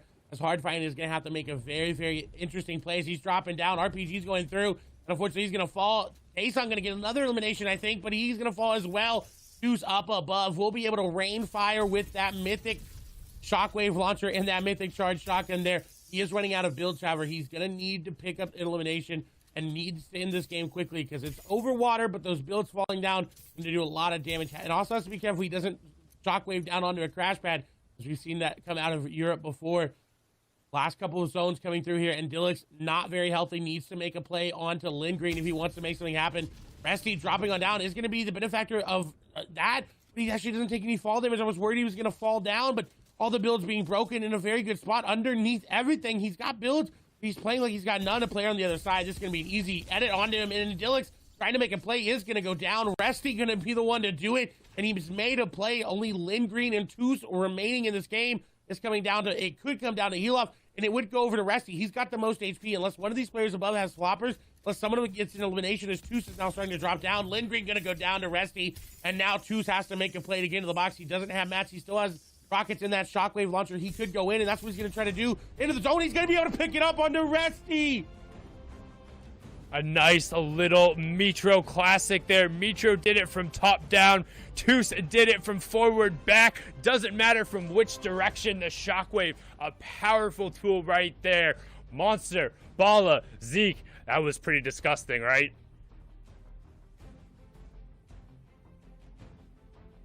Man, that takes me way back. Mad props to Toos there, coming in with the victory royale. Something to note here is that last game placed 97th. This game, game 2 said, you know what? Last game was a fluke. Victory royale. Let me go ahead. Let me get that ball. What do you think? I mean, you know? Hey, that's the difference between having the kit shockwave launcher or not, right? That's the difference between actually fighting off spawn. Last game, he fell to, I believe it was Thomas HD who was actually contesting them over there, which, you know, it's a rough start, but that's the nature of that drop spot. You're either fighting and getting kit, or you're not and going down early. Let's just talk about he's the one who got the kit and ran through it with the end of the game. We see a lot of people end up losing that mythic loot, right? Like Lost in a Sauce come mid-game, and all of a sudden you have the best weapon out of your inventory. But to go from 0 to 20 points, that was massive for Toos. That's right. You know he's feeling real good about that last victory royale. With that being said, guys, there's a lot of stuff happening in the mid game. A lot of these fights are just going different ways. Let's talk about some of that happening. Yeah, definitely. Let's start it off with Mitra, right? Someone who's been struggling to even qual on through and make it in, but all of a sudden, he prides himself, right? We know he prides himself in being a W key style warrior. He's stepping up to the plate this time around. And it's also Tayson, right, in the early game too. It's E11's Tayson just fragging off the bat as well, and then catching that air draft. But this is what's going to be interesting. As he comes in, he spots a fight off in the distance, hits that hard nosedive before setting up for the full-on engagement. And it's right here. Look at how he blocks his line of sight, swings on over, and then watches with the sniper. And it's the patience here, Bala. He does not snap until he knows he's going to connect with a couple shots. Watch how it plays out right here. This is him stepping up, sneaking up, and then he doesn't quite find the opportunity here. He's going to swap over to that trusty AR and just hit the true beams down right now. And there it is, the full connection. Takes the box fight. But he was so hungry for this from the time he was in the air. Well done from him. Here's a Mitro setup right here that we were talking about as well, right? The mid-game fight, stepping into the box, hits the crash pad down, and we know right here the pause frame, because it's the new tactic, entering in through the rooftop, right? Popularized by Martos here. It's similar to the way you enter in with the RPG, and it doesn't disorient the player that's fighting. It allows you to keep your aim and keep your tracking on point. That's why Mitro's able to just walk through Grazer right here from Grizzy.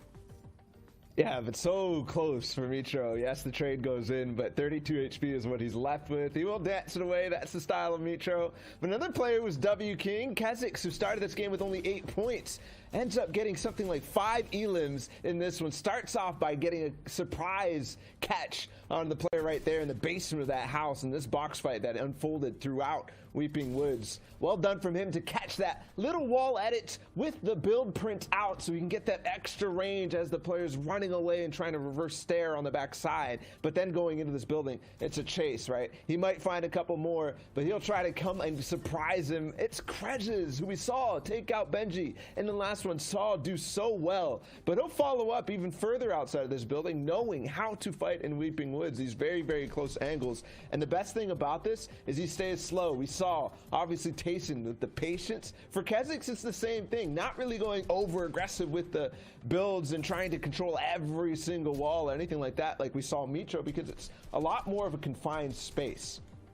Not only that, he's just picking up these frags, right? He's finding the opportunities that are unfolding. These players didn't even have shield. He's just stomping through the most opportunistic moments. So this is the game where Kha'Zix really swings up and makes something big.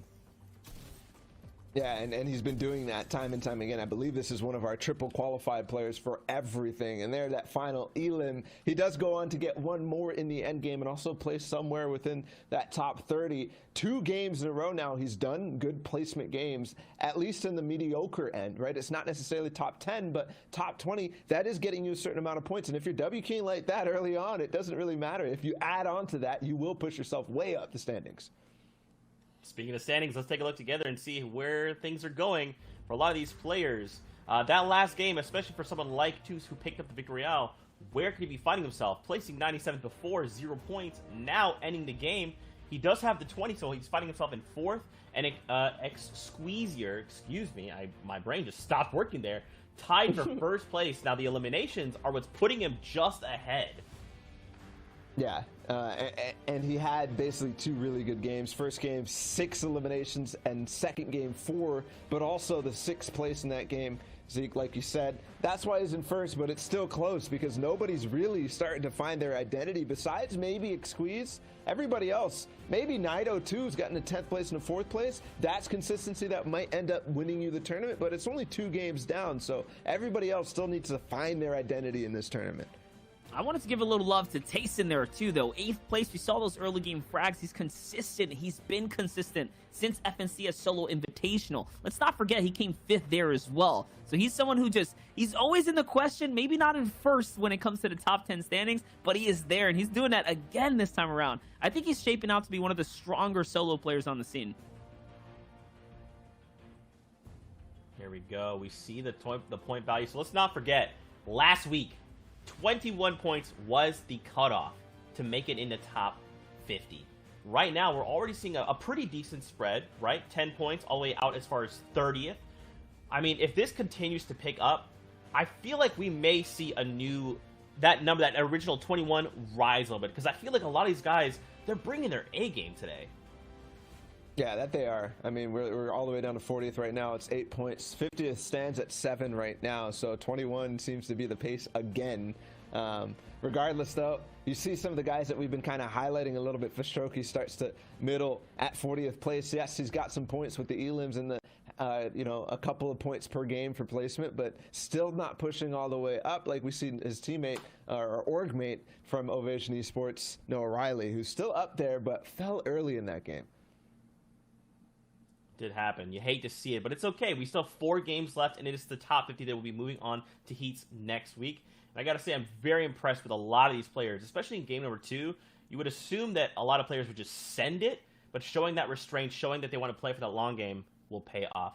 With that being said, guys, we're getting ready to hop into the next game, so let's send it back over to Sundown and Clay to get us into game number 3.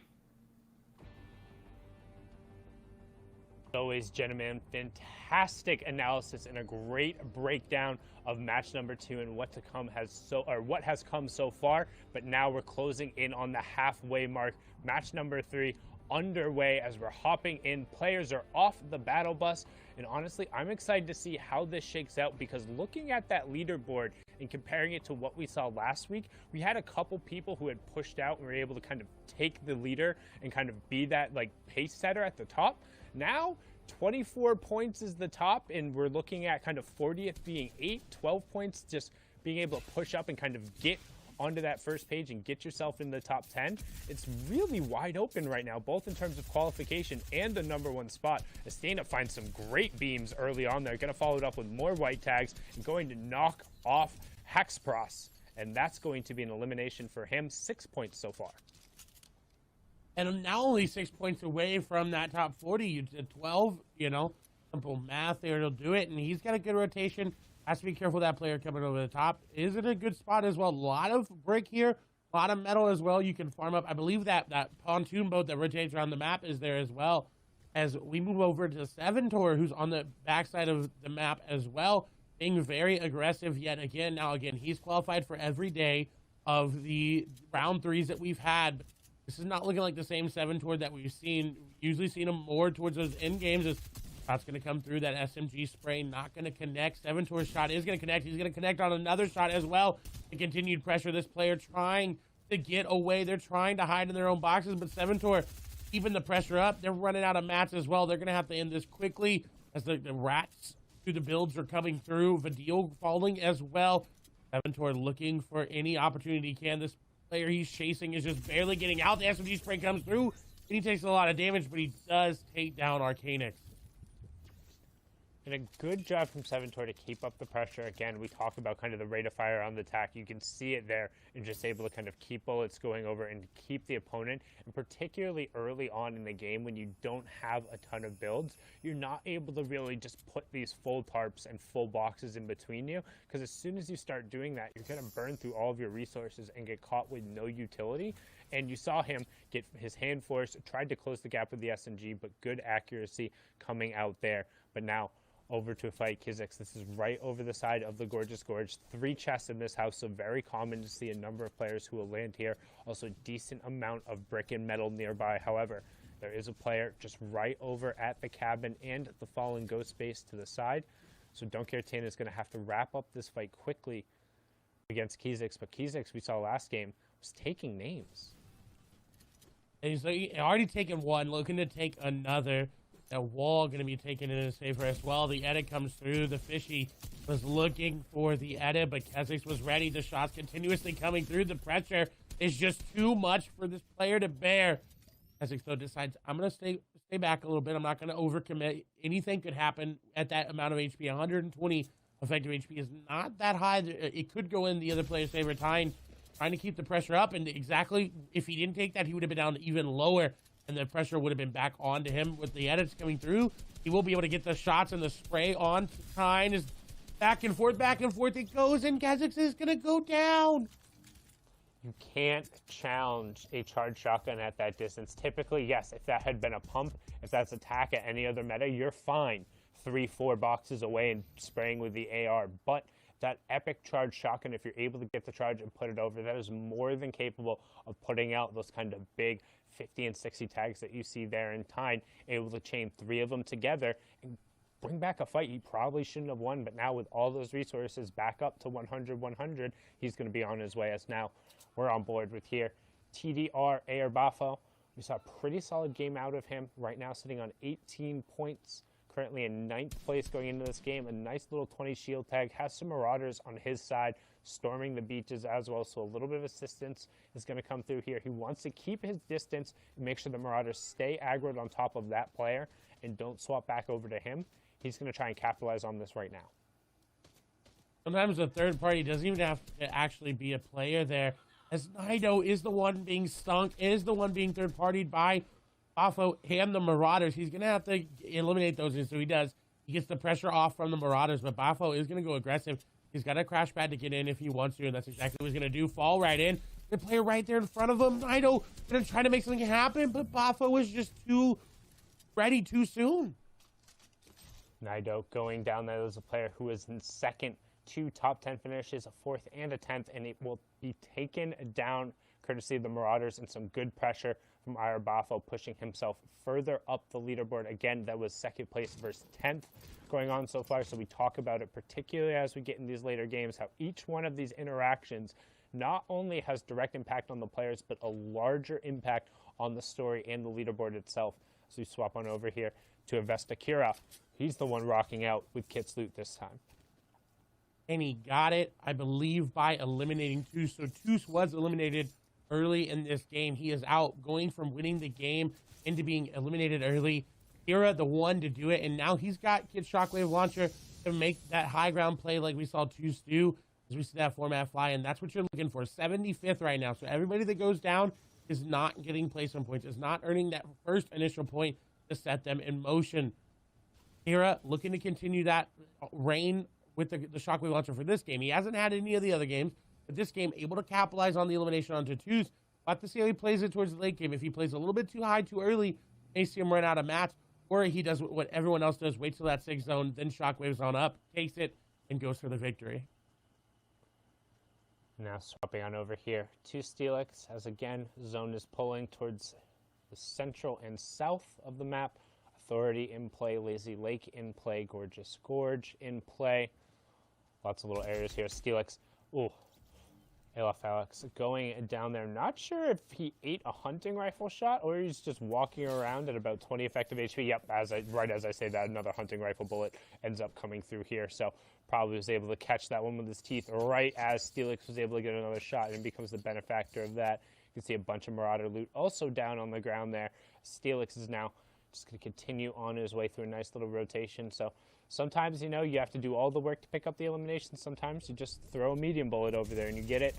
As now Wolfies is throwing a whole bunch more than medium bullets at whoever he's fighting here. Has both that legendary SMG and a rare tactical shotgun. So plenty of ability to kind of keep up spray here. I believe that's Podsai he's fighting against. Yes, it is the MCES player on the back foot right now, dealing with a charged shotgun. So it's going to be precision against just raw rate of fire here. And honestly, I'm a little scared for Podsai. It's going to take a monstrous charged shotgun shot to turn this around. And he can do it if Wolfies decides to overcommit. And that's exactly what he's doing. The shot's coming through, but he wasn't able to hit a good tag. And Podsai goes down, and that is a textbook Wolfies. First zone, we see early game eliminations when he needs them. Only 38 builds from Wolfies. He's going to need to continue pushing players to get to where he needs to be for that in-game loot, but that was pretty much textbook. Get in the box with that legendary SMG there and just spray. He was able to hit all his shots and pick up the elimination. Yeah, man, sub 50 builds right now is going to be a big struggle. He's going to want to pick up as many as he can. Hopefully he's able to get a impact elimination to get that utility back up. Does have a launch pad, but no crash pads, which means it's going to be relatively exposed because the launch pad, you kind of need a little bit of resources on the backside if you're chased, because if you're not able to box up, it's really easy for an opponent to come through. You can see Mitchell and Wolfies, two of the most aggressive players in Europe with 60% of their eliminations in the third zone. And right as we talk about that, they face off against each other. Mitro going down there and also going down outside of the top 75, so misses out on the placement point. Wolfie's nice little 2-point swing there, 3 so far this game, up to 13, and a brilliantly timed graphic. Shoutouts, Prodigy Analytics and Production right there for getting that one. That was on point. Observers also catching that action. Just shout out to everyone else. So just while we're at home getting all this done in the middle of the pandemic, stay safe out there as we're hopping on board. Noah Riley over on the side. Steelix here. Everyone rotating into the zone, and Storm Surge is in play for now, but once one player falls, should turn off. Noah Riley going without an AR this time around. We'll see how that impacts him there, as he does have that legendary SMG in his inventory. We saw Wolfies just dominate with it earlier. Will Noah Riley have the same success? He's going in. Crash Pad is there. He knows that player already weak. He's got to go for this diagonal Crash Pad. We saw it again and again be very effective for Savage. And Noah says, you know what? I'm not going to go for anything just yet. I'm going to pause for a moment. I'm going to take a big shield. And now I'm going to go back, pick up my Crash Pads, and could continue to go aggressive. But he's already netted a lot out of this engagement. He's netted that extra 50 HP with that tag going in. He's netted a lot more. The pressure continuously being put here by Noah onto the enemy, who's trying just desperately to run away. Noah's got a third party coming up as well. Heads up play by Noah. He's going to take down Bad Sniper, who unfortunately got caught in a box that he didn't own. And now Ocean's Mythic Burst Rifle is going to be Noah's. Real big misplay coming down from Bad Sniper there. He's trying to take advantage of it. You can see the other player opt to just completely disengage away from Noah Riley. Knows what his kind of reputation has been as of late. So now we're going to swing on over here. Benji Fishy, we've talked about it. Traditionally, he has struggled kind of at the start of tournaments. That was not the case in qualifiers 1 and 2, where he actually had some of his best openings, particularly qualifier 2, where he went on to win. But now, kind of a little bit more traditional Benji in this style, only sitting on 2 points after 2 games, but still plenty of time to catch up. And if anybody's capable of doing it, it's him. You see him find the harpoon there, but the player just able to cover himself and knock it fully alley-oop, but it doesn't matter. He says, I'll take the rebound anyway and slam it home.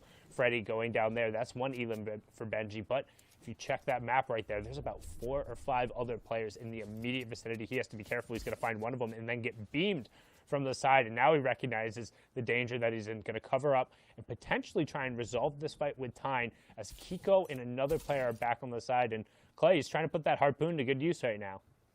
I love to see it. Anytime you get the harpoon action involved, Benji picking up another elimination. But the shotgun harpoon, wasn't able to see exactly how I got it, but I love seeing it used, and these pro players find so many different ways to use the items that they are given and use it to their advantage. Benji had that harpoon, got that early pull onto the player, knew he could get aggressive. That one as well, breaking the walls with it. So smart from Benji, and I wouldn't expect anything less from, you could say, one of the best players in the Fortnite world. Very, very heads-up plays. It's now sitting on four or 5 points there, looking good. Now this is where we start to see Benji ramp up. We sometimes talked about how, traditionally those starts are not the hottest there for him, but now ramping up. This is what we would expect to see out of him, constant pressure and elimination. And somebody who we expect to see that out of as well is Wolfies, who picks up another elimination in the mid-game now. Sitting on, I believe, 3 here. He should be looking good in terms of mats, in terms of HP in his inventory as well. He's looking very, very healthy. And this is something that's very, very good to see, is a return to form for Wolfies. Now we're going to swing back on over to Noah Riley. We saw him get that Ocean's loot. He's going to put it to good work there. A couple of white tags coming out. The 39 came through. Bad Sniper was the one who gifted over to him. Not quite able to hit that crash pad, but a good hip fire there with that legendary SMG, picking up some high-level accuracy. And he's going to pop an early launch pad and then opt to go up to the high ground.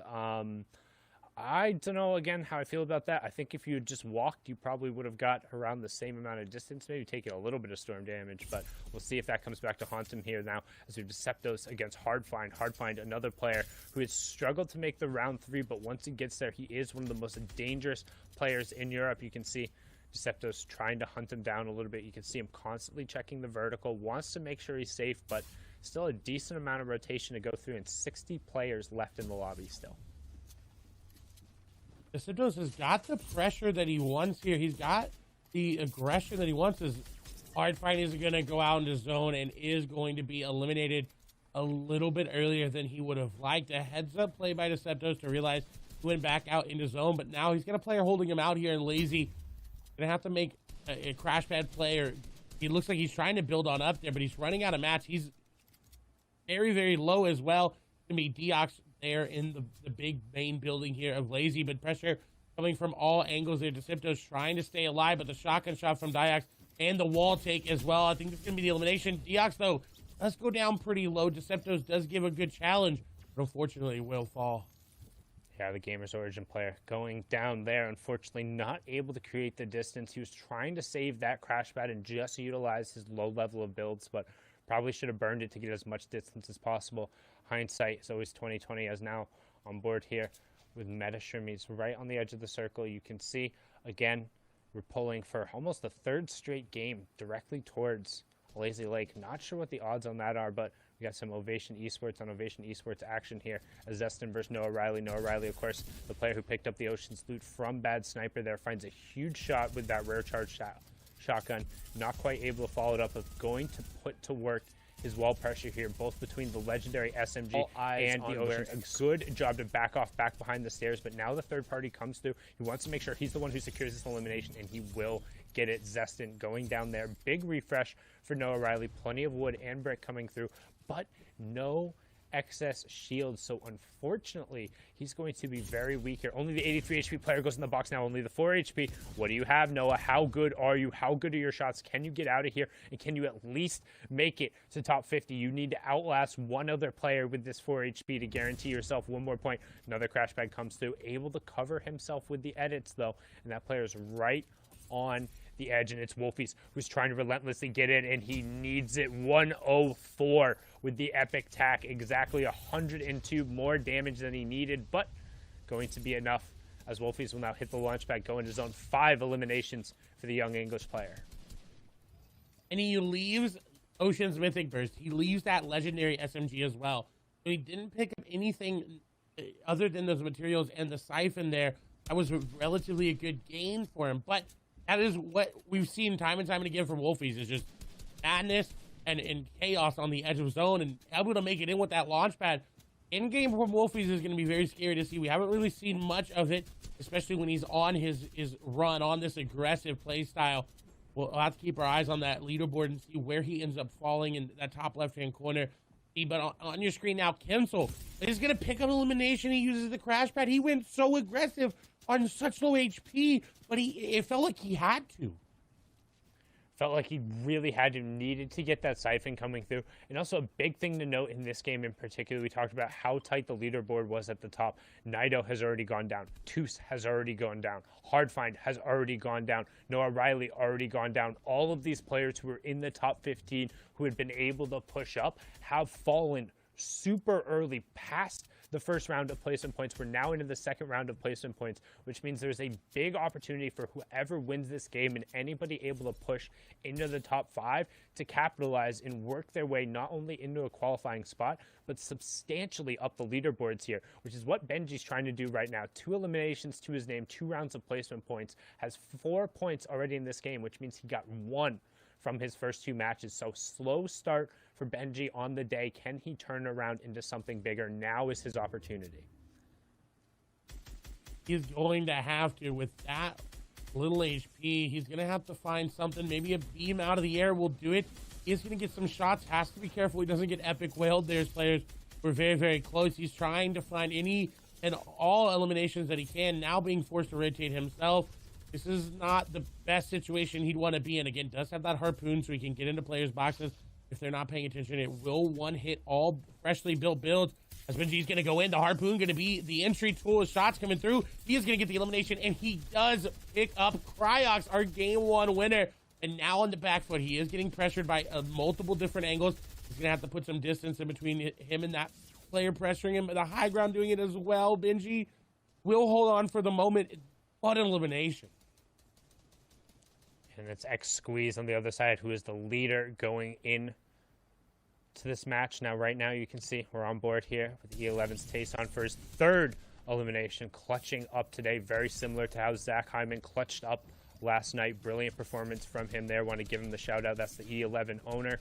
But you can see Tayson right now trying to find some space for himself. He needs to get over to that top 40 for the next round of placement points.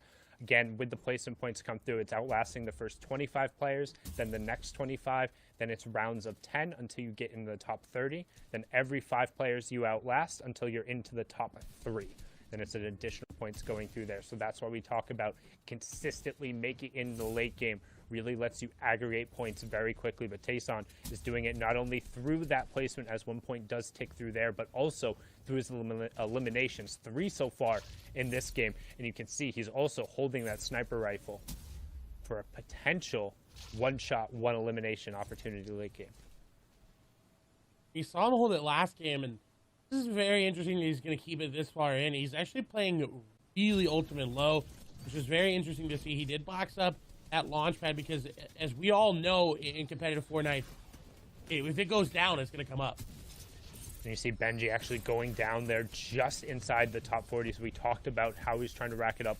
5 points coming in for him this game, 6 points pushing up total now. So trying to move himself up the leaderboard, but not going to be the huge explosive performance we saw him last week as Airbuffo picks up light, and we close in on top 35 as well. Tayson trying to find some picks on the low side. Steelix getting rifle as well. Become legends. He will go down. Some white tags going on there, so Tayson knows this player is low. He would be forced to burn utility, and he will get it. That is really good job making sure he stuck with that one until he was able to get the elimination.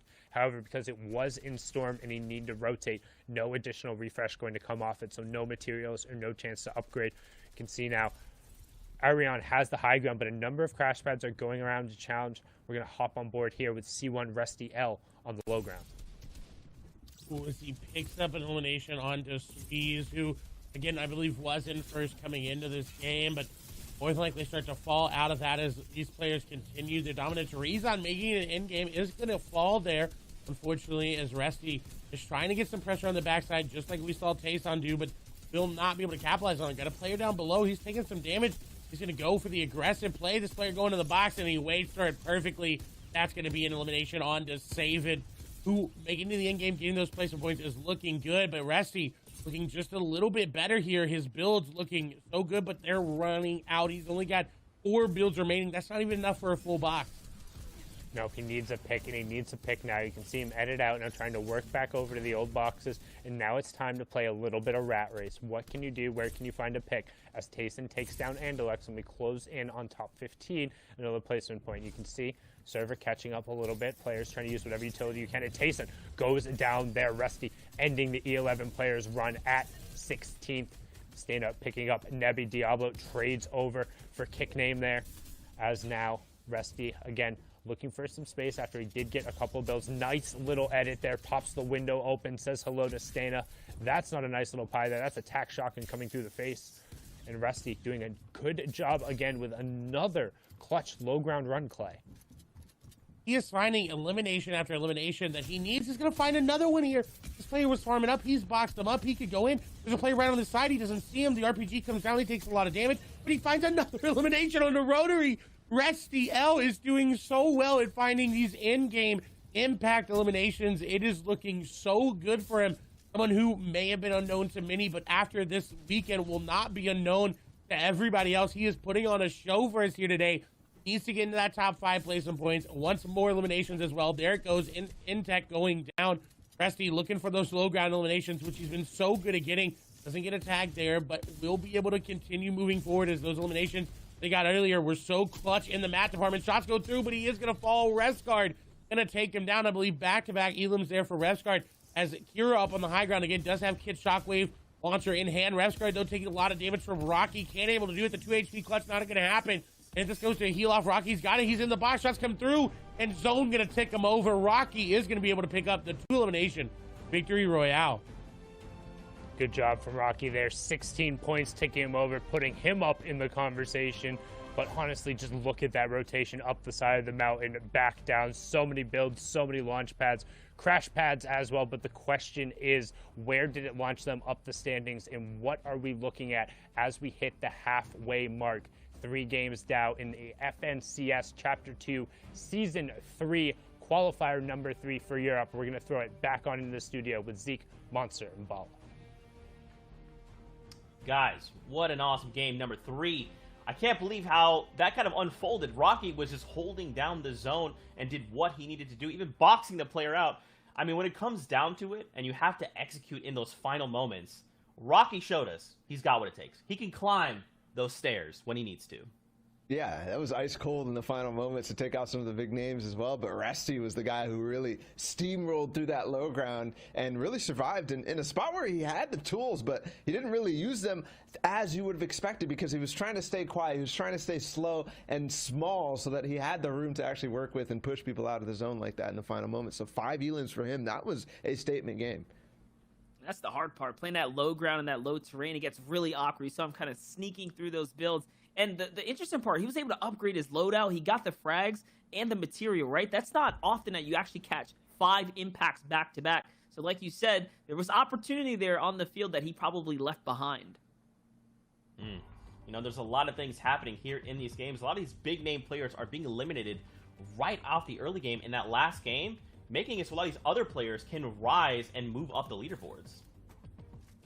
100%, and this is one of those opportunities or shots that we want to look at, right? You want to look at players like Jamside who were in the top 5. That was the story of the last game, is how the entire leaderboard is up for grabs. The field is open here. Jamside in a long, drawn-out fight. One of the players that was in top 4 hits a red light here going up against Milan Bala. Yeah, it was a red light indeed. Jamside, who's been trying so well, has to rotate through Misty where Milan is in that area, and this is not a fight that you end up wanting to take because of how extended it can be, how high it will take you, and how many different fights will end up, or how many different players will end up looking at you. Jamside tried to pressure, but alas, even though he might be at the top of the leaderboard, Milan will be able to shut him down with the edit down a couple of shots as well. Yeah, and that's the thing, right? You had Cyrox fall, you had Nido fall, Tuz fall, all these players that were huge and up on the standings all of a sudden lead out of the leaderboard. And here's Tuz's perspective here up against Kira now. It's going down. Kira ended up getting 2nd place in that last one, the last player to fall in the hands of Rocky, but he started off by taking out Tuz. Tuz now might have had a very, very good game too because he got Kit's Shockwave Launcher and Kit's Charged Shotgun after winning a spawn fight against Thomas HD. But this time the story is back to game 1, back to the lobby he stays. Another big fight was X-Squeeze, who was at the top of the leaderboard before this. 1st place for him, ending up in a fight against Kiryachi, who's landing somewhere over at Risky Reels. He tries to disengage and Squeeze will not let him, and he will put us back against the wall and find this. He's trying to hold the right shoulder peaks, but Squeeze knows, and with the stairs that he has, now it's just a matter of trading damage effectively against Kiryachi. And that's the thing, right? Not only is he still chipping away at points, but, you know, falling and losing the steam because he's also going to fall sometime later in the competition in the mid-game. So he does inch his way across, but not enough to continue to hold that dominant first-place lead. Here's Resty, though, Ball. You saw him doing it. This was on broadcast. He was going crazy in the endgame. That he was, and something that we didn't necessarily notice is that this guy has been slowly creeping his way up. After game 2, he had a 2nd place 5 elim game, and now this one, 4th place and 5 elims. And this is what we were talking about at the end of that game, is the patience takes out Tayson. And then he has Mats to be able to build out, but he takes it slow, makes sure that he has all the awareness and all the players in his eyesight so he can calmly take all these shots. And there's another one too, knows that on the edge of zone there's going to be even more. And this is where I think things got a little weird for him. Although he is, of course, finding the impacts that he needs. The exchange right here, he gets hit with a rocket before that player falls down and then catches Rotary. That's where he should have cranked, right? He had 500 material, but he continues to play that low ground. That was going to be his demise before Rocky comes through and sweeps things up. Yeah, but not before Ref's Guard also got a couple of elims too. So what we're seeing is, yes, Rocky ends up getting the victory royale, but we saw Resty have, 5 elims, which is pretty good, and then the rest of it, it's just like, okay in terms of elims, and everybody else getting the placement too, because, it's a rising tide. Basically, the only player who got really any sort of differential factor from placement in that game was Rocky. Everybody else pretty much had even elims. So Zeke, you were talking about how the leaderboard is, staying close, and how a lot of people are having opportunity. That's the reason why in the end games, it's nobody differentiating themselves with high elims. That's right, man. That's pretty much going to directly impact the leaderboards we're about to see, because a lot of these big name players keep falling, right? So if the entire leaderboard can call the top and pull themselves up, that differential is going to be much tighter. Resty here in 31 points, 10 eliminations. I mean, guys, this point spread is not that vast right now. it's so tight. And you see Tayson climb up from 8th to 2nd. He was the only, if any, on that top 10 in the previous page that managed to stick through. Look at Naito, falls down. Cyrox falls down. And new names are entering up into the top. Rocky, Refsguard, and that's pretty much the name of the game right now. It's such a close tie right here. Oh my goodness, it's literally within 10 all the way down to 20th place, essentially, where it's, what is it, 13 there for Kinzel. This is definitely close, closer than we've seen after 3 games. Usually the top is starting to, run away with it, but man, we say this a lot, but anyone's game at this point. Hopping on over to the next page, 30th right now, Steelix, 14 points. Again, this kind of story perpetuates, right? It's like, there's no standout player. With only 3 games left to go, anyone could make a push for that top. Wolfie's right. We've seen him pop off. We've seen Steelix in the past as well. Anything can still happen when this last end of the competition. And that's the thing. Yeah, when you're top 5... Go ahead, Bola. No, I was just going to say, basically, I think something that people are paying attention to right now is how to proceed for the next day and also seasonal finals. That's kind of where people's heads are at right now. It's already 2 days down in terms of qualifiers. Day 3 and day 4 right now is going to be a focus forward. Yeah, and that does play into the fact that when those top 5 fall, anyone can start continuing to climb up, and that's why we're seeing so many new names enter in. And these are names that need to make their way to the top 50, right? So we're seeing new stories develop, new players breaking their way closer and closer to kind of hit that qualification mark, and players that need it this time around. That's right, guys. 50 spots. The top 50 will move on to heats next weekend. With 3 games left to go, who will hold down those spots and who will be left to look on and come back tomorrow to try and make that qual? With that being said, Fortnite fam, we are getting ready to go to a break. So I am quite thirsty. I'm so parched. I need to go get myself some more water. For everyone here, thank you guys so much for tuning in. If you're not following these guys, Ball TW and Monster Deface, Clay and Sundown, please shoot them a follow over on Twitter. They're absolutely incredible. And keep it locked here for more action out of Fortnite here in the European region. See you guys in just 5.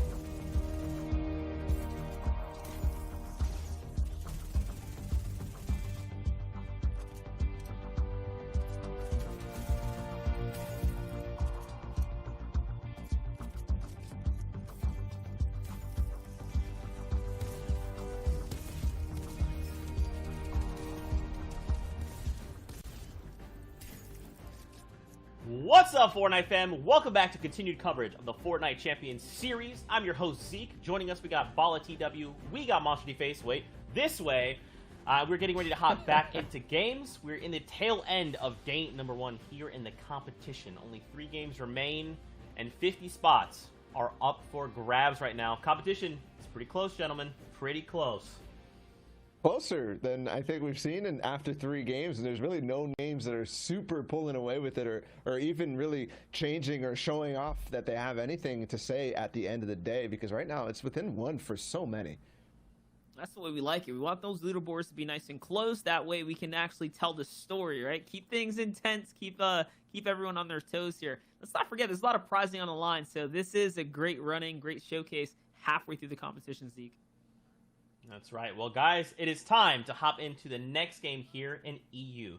That being said, let's hop on over to Clay and Sundown to get us into the next game. Take it away, guys. Much, Zeke, and we're going to hop right on in here to game number 4. Let's start off the back half of EU correctly, and it's going to be with a just missed snipe here from Magnetic. Not quite going to find his target, but looking to find it, but a good coverage from that player, making sure he was able to break the sight lines. As you see, Vadil taking down Dimitro there, Thomas HC also taking down Podside. We are hopping in a little bit ahead. You can see we're on Storm Circle number 2. My name's Sundown. I'm joined here by Clay Stalling. Clay, how you doing today, buddy? I am excited to see how these games finish up. Like Bala and Monster broke it down for us earlier, it is very, very close within the top of the standings. It is within 10 points from 1st into 15th. That is just one good placement game with a couple of eliminations, and any of these players are capable of doing it. So I'm very excited to see how these players played out their last couple of games. If players like Benji start to turn online, if players like Nitro, who unfortunately we just saw get eliminated, will start to turn online in the back half. And the thing with, pardon me, the thing with Mitro in particular is he always has that pressure to have that one pop-off game, which is what we saw in Qualifier number 2 last week. It was that game that really pushed himself up and it got him into the qualifying range. So you always kind of have to wait for that time bomb. However, if that doesn't happen early on enough in the competition, he's just effectively locked out from his ability of taking the top spot, as so is No Luck Nebby. No luck today at all. And that at catching him with a headshot there. And unfortunately, that has been one of the stories of this season is sniper shots, sniper shots, sniper shots, sniper shots there. And then not able to capitalize on the loot, though. Someone else going to yoink it up. He's going to go aggressive for it. He's going to look for that. Has to be careful. Someone coming over the top. That's actually going to be Matzo there from Train Hard, trying to get involved with the action as well as Crown down below. But we're back over to Kezix, who is no stranger to these early game fights, and early into mid game fights. We see him take time and time again. This time he's on the back foot, trying to be aggressive. He's got the pressure down, but he takes a lot of damage there with that crash pad, and he's trying to box up to make something happen, but he doesn't have any entry tools. He can only take the walls and spray him. Not able to use those crash pads anymore, as the wall is actually going to be in favor of his opponent, as the cone is as well. Kezix is going to have to play on the back foot here. It's a really weird fight to be taken, particularly when he only has a 16 bills and no entry fight. He's really going to be at the mercy of his opponent. Again, has a charge shotgun. We talk about it. Not necessarily as versatile or aggressive as the attack. It limits your options in terms of wall picking, being able to harass your opponent. You can see he's just trying to find some space to get some builds because he's only on the 26 wood, and that is it. No hard mat. So if he's not able to find and resolve a fight, he's really setting himself up for a tough late game. And in an awkward spot as well. And with that mountain going up, he's going to have to try to traverse that here as well. Looking to go for some loot that's on the ground, but a player just going to be ready just to pressure him in the continued movement you see on the map coming through there in the box. But Mason going to get baited in. Kezix with the charge shotgun going to take him down. I'm starting to get super frustrated by these players who have big advantages against somebody and then they end up closing the distance against these charged shotguns. Yes, that's going to work in the open rounds. Sometimes it's going to work in the semis. When you're talking about the top 100 players in EU who have played already a maximum of 14 games, you're on game number 4, they're going to hit their shots. They're going to hit those huge charged shotguns. And if you're going in with less than 100, you're going to get taken out. And sometimes that's not even enough. It's Tayson continues just his over aggression. Sometimes not somebody who we're used to seeing as really being kind of the push, push, push, go, go, go, kind of the pacemaker of the match, but he's really been that so far today, averaging 4.3 eliminations coming into this match and already has 2 to his name. This is really good for him. We also want to point out that every player in the top 10 going into this match is there for the first time. That's a lot of pressure, and Taysom might be feeling it. But if he's able to put pressure into performance, then he's going to look very, very good going into heats and grand finals. Yeah, but let's talk about that pressure and see how many of those players are able to really push themselves going forward. We saw Rusty able to win last game. X-Squeezer also been pushing himself forward. 4-4 Rocky and Air Buffo. That's your top 5 with Tayson currently in second place, being the one to round them out. How many of those players are going to be able to capitalize on the opportunity that they have this game to go through? Because now we're going to see a replay right off of the start. And this was that #1 match from the player who was able to come back last game, getting into a fight right off of the start. And Rusty trying to turn around with a pistol, but unfortunately getting caught out. No builds there, 15 HP, and he was one of the first players eliminated in the match. So we talk about those opportunities for people to play catch up. Well, first place, 31 points. He's already down.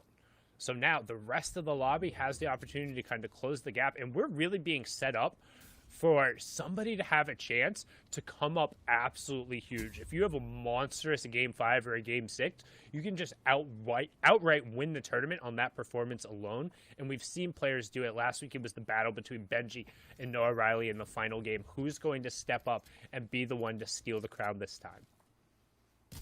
And as we see that fly in, 7 of the top 10 players are in their first solo files. Intech right here on your screen, 9th place coming into it, is in his first semifinal performance ever. And he is dominating. It was 7th place. He's more than likely looking to qual after this. As long as he's able to consistently get into placement and consistently able to get at least 1 or 2 eliminations, he will end up in that top 50 spot. Yeah, he's more than on pace right now. We saw kind of 21 had been the pace before for the finals. We saw 7 points after the 2 games. Right now, Enetic, though, pinned down with 25 points. Needs to find a little bit of room, and he's going to opt to use kind of the verticality in the mountain itself. Honestly, I probably would have dropped farther down, especially if you're going to commit to just being defensive here. However, player getting directly on top of him. Enetic backs him off a little bit, but he knows his shield is cracked. He only has the 1 mini there. Gets dropped all the way down to the bottom, now being forced to burn through his hard mats. Looks like he was almost completely out of wood as well. Benji picking up an elimination in the feed, trying to potentially make his push back into relevancy. But right now, it's all about Enetic on the back foot and now in the zone with a 2-tick going on. As soon as that closed, it would have been 5-tick. So nice little jump out from him to get to the side. But still only 27 effective HP. The mini pot will get him up to 42, but that's still just barely a breath. That's 1 good shot from either shotgun. It almost looked like he had forgotten the mini at that point, finally able to take it, but he is very, very worse for wear. As we move over to someone who's not as Enetic, is going to go down there to AWA. They do end up finishing off that elimination.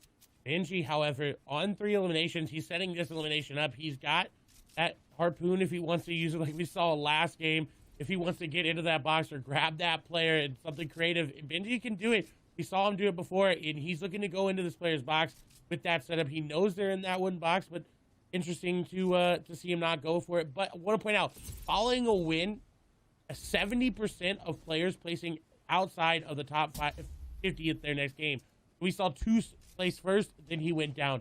We saw right now Resty placed first and then went down right away. Yeah, it's all about containing that momentum and really chaining it into something else. Like, yes, it's awesome. You win a game, you're super hyped, you immediately queue and go into the next one. Now you're going to sit there for 30 minutes, 40 minutes while everyone else is going to play out a key match. You're going to watch your points, your lead just slowly dissolve. And while it's nice to be up there, you have to really turn it into something else. And I'm a little disappointed in these players' ability to kind of keep that discipline and make sure it's going on. But with that being said, it is solos, it is EU, it is the largest and toughest region to get consistent places as Benji goes in and picks up what I think was his 4th elimination there. Not sure if he was the one to get the confirmation on it. Back on board here with game number 2 winner, Gambit's Toos. Was taken out early in game 3. As you said, we do have Storm Surge in play as well. And it looks like this one might actually get a couple ticks off as 11 players are going to be forced. But as I say that, Jamside, Kezex, and Diablo all picking up eliminations. RQS Heat getting one onto Reason. Reason going down again very much so outside the placement threshold. So not really finding any momentum for him today. That was the qualifier 1 winner from last week. And picking up a 5th place in qualifier day number 2, it's a little concerning now coming into the back half of qualifiers, how he's playing into these games, right? It is just the semifinals, and he is still here. He has already qualified for heats and grand finals, but with this error of consistency here for him, it's concerning moving in to heats, into grand finals, where he's going to face some of these players. He's not going to face the same players every time. Yes, there's going to be set lobbies, but it's not going to be the same set lobbies from today or the same set lobbies from the day that he ended up winning.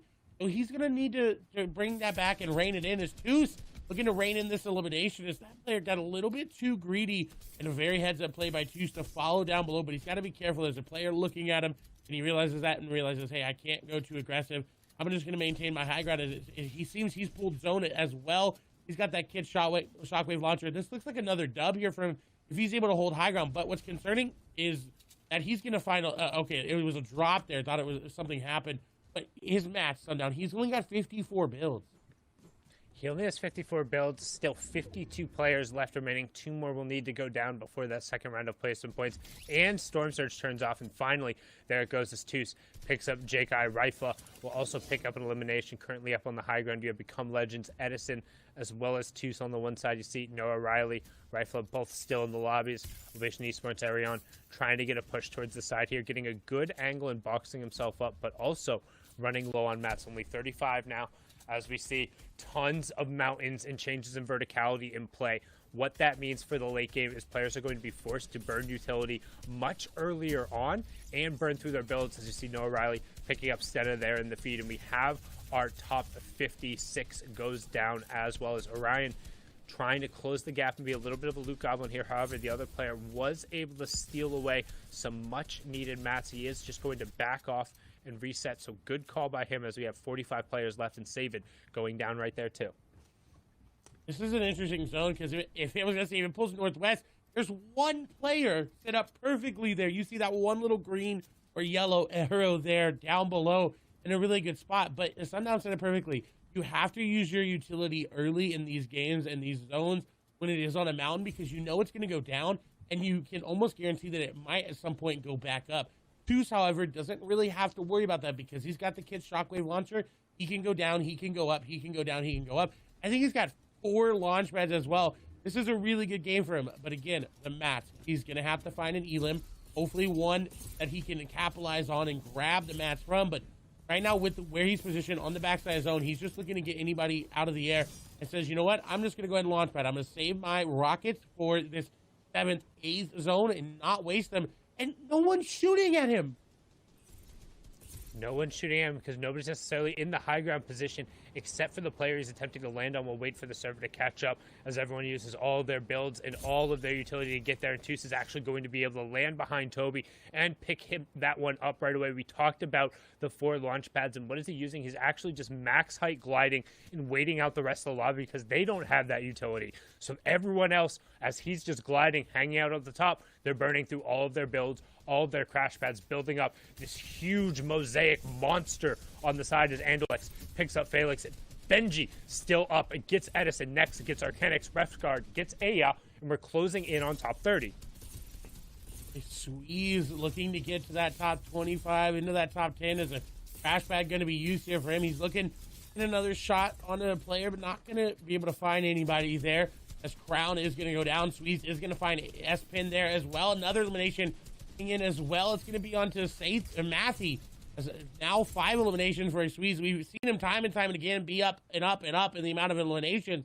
And this is no stranger here, but he's going to run out of builds here soon, so he's going to have to make an impact frag come to him as Zone going back up the mountain, down to 14, 13 builds remaining. He's in a bad spot, and he's got to find something.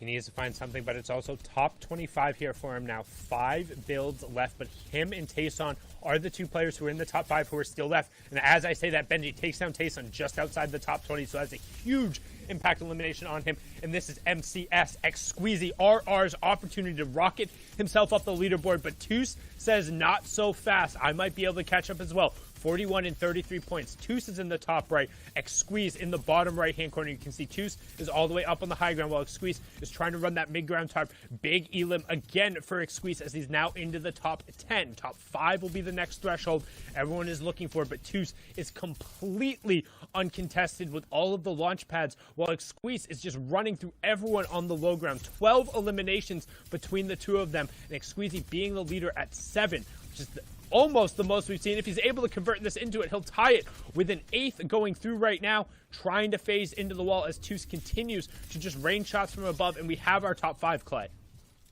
And X-Squeeze is still here, Toos. Back and forth, a battle. You see X-Squeeze has the point threshold, 44, Toos with 36. He's got the elimination as well. Squeeze now sitting on 8. Can he make it 9? He's dodging the kid shockwave launcher very well. He's going to play on top 120. He's going to take him out. X-Squeeze with 9 eliminations in a 1v1 versus Toos. Who is going to come out on top? Will it be Toos, who had a victory royale already? Will be able to pick up another one. A harpoon being used to grab the Toos, but Shockwave going to be sent into zone, and he's got to make some creative play. Harpoon being used. It's not enough as shots come through. Toos has got the HP advantage, but he's not in zone. Shots coming through as well. 42 HP. Who is it going to come down to?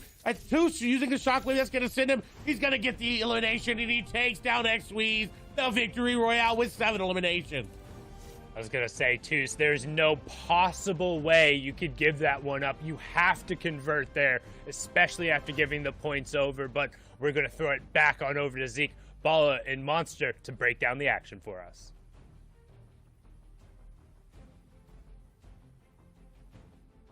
My goodness. Toos with a second victory royale on the day, using the caddy launcher there to secure the victory royale. Guys, Toos is making the run. He's like, guys, I want that #1 spot.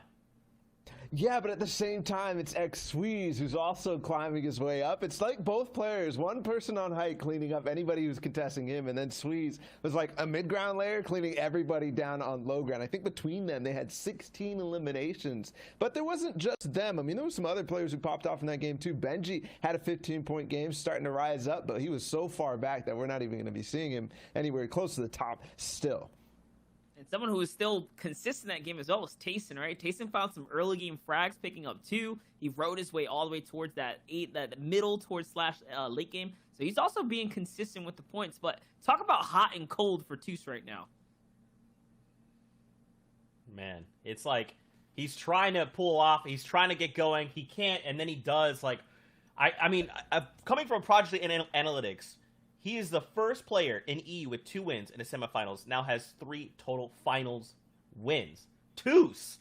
I mean, is this the guy that we're gonna say, like, is he the one? Is he the one we've been looking for?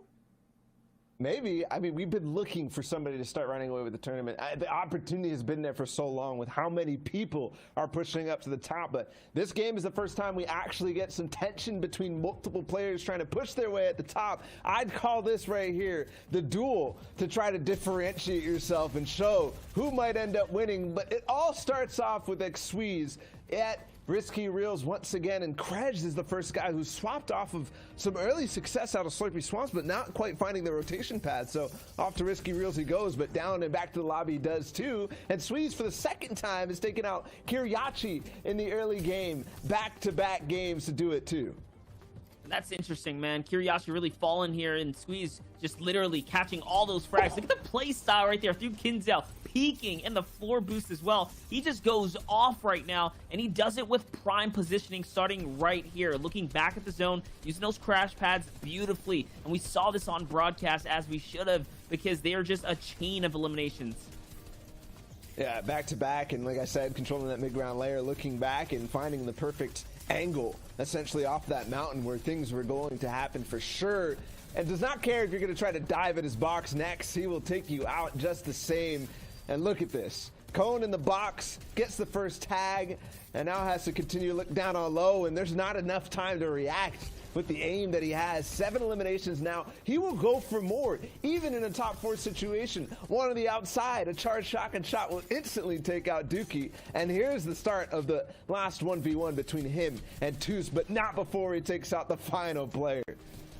And he hits so hard. He hits every single shot, as does Toos. Here's Toos. We're talking about someone who has fallen, and when he has fallen, it's in near dead last to then turn around the games and pull massive victory royales. This here being a record-setting run for pretty much Toos and whatchamacallit coming right in. So but here's all the frags from Toos right now, and he's just going to catch multiple back-to-back. And this is the 6 elim, and Sundown said it, right? You can't give this away, not with a loadout that he had, that mythic, right, weaponry coming in here. He was too hot. Nothing to do right there. 7 eliminations as well. And to touch on what Monster was saying, basically, just to make it some specifics, 98th place and 87th place is where he fell. We saw one of the games where he ended up falling against Thomas HD, and then also the last one against Kira. So with the pattern how it's going to go, he's going to fall off spawn, but then win the last game, Zeke. That's right. We got to see the standings, friends, because this is going to tell us how close it is between Squeeze and, of course, Toos. Let's take a look and see how close the point differential is. Win that game, Squeeze holding now number 1 spot, 48 points. Toos is right behind him, only 6 points behind. But now take a look from Squeeze down to Tayson, right? That's an 11-point difference. Now, what I'd like to see is if Toos forces a tiebreaker, because those victory royales will, of course, put him ahead. But on the other hand, it's like if he just pulls away, he just pulls away. Yeah, and I just wanted to say, man, Squeeze, like we said, ties the record for the most final elims, that 9th right there, right? 9 elims, so massive. And Toos as well, picking up that 97th placement to first is a record set for there, as far as just someone who's just been so hot and so cold. And then, of course, I want to give another shout out to Tayson, who's in 3rd. These are players that have been like either consistent or just hot and cold so far, and it's just different stories that are unfolding. And also, like, a couple of these guys that have slightly fallen. I mean, Jamside started up at the top. Rocky pushed up in that last game towards the top of the leaderboard. But already, because of how close it was, they've fallen 10, 15, almost 20 places in some of these situations. Benji Fishy had a very massive game, though, and had himself 7 eliminations and got top 11. That puts him in 21st, so there's still room for him to work, too. To catch up is definitely a tall task with the gap being around 20 points for him, but he could be up in the top 5 when all's said and done. Mitro there in 40th place, 15 points. I mean, we've got 2 games left, Mitro. Now is the time to move if you're looking to qualify and push on through, or at least aim for as high placement as you possibly can. Guys, we've got 2 games left. Is this going to be the story of Toos and Squeeze?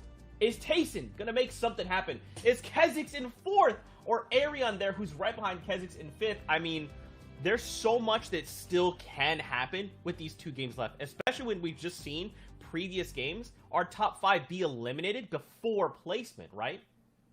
And with the volatility of Toos, there's still some things to be questioned, right? Where this guy has broken records twice now in terms of how far away he was in the game prior to his win. I mean, the 97th place for him, and then the 87th place for him, getting first after that. That's 2 games where he's basically broken that record in the longest gap and difference between the win.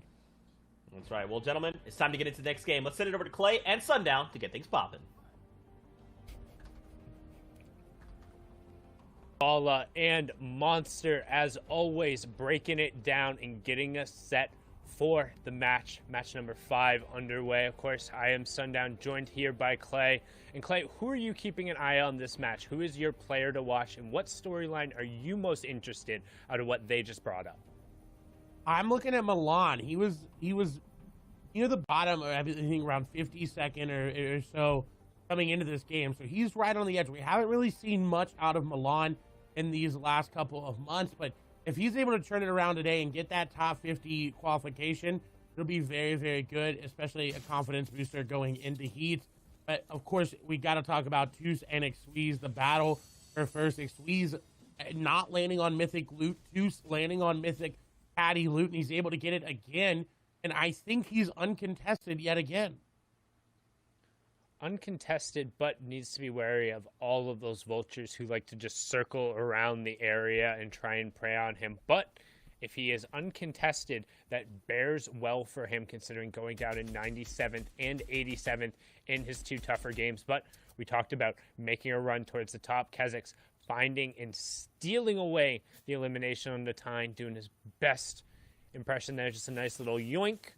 one bullet, able to find that one, but now as he's looking for the mats, a nice 35 tag on the shields there. You see Wolfie's in the feed. Also, a good headshot coming through as well for Kezek. That's going to signal the go right away. Has the harpoon as well as the tactical shotgun. That gives him plenty of options in terms of both breaking and pressuring the builds. On the other side of this, Jake I trying to find a little bit of distance. He also has a tac shotgun, but only 5 shotgun shells, and it has the crash pads as well. 2 big shots are going to back him all the way down. Going to need to find space for the minis, but not going to get it. Kezek, give him a little dance as well. Let him know you're feeling yourself, son.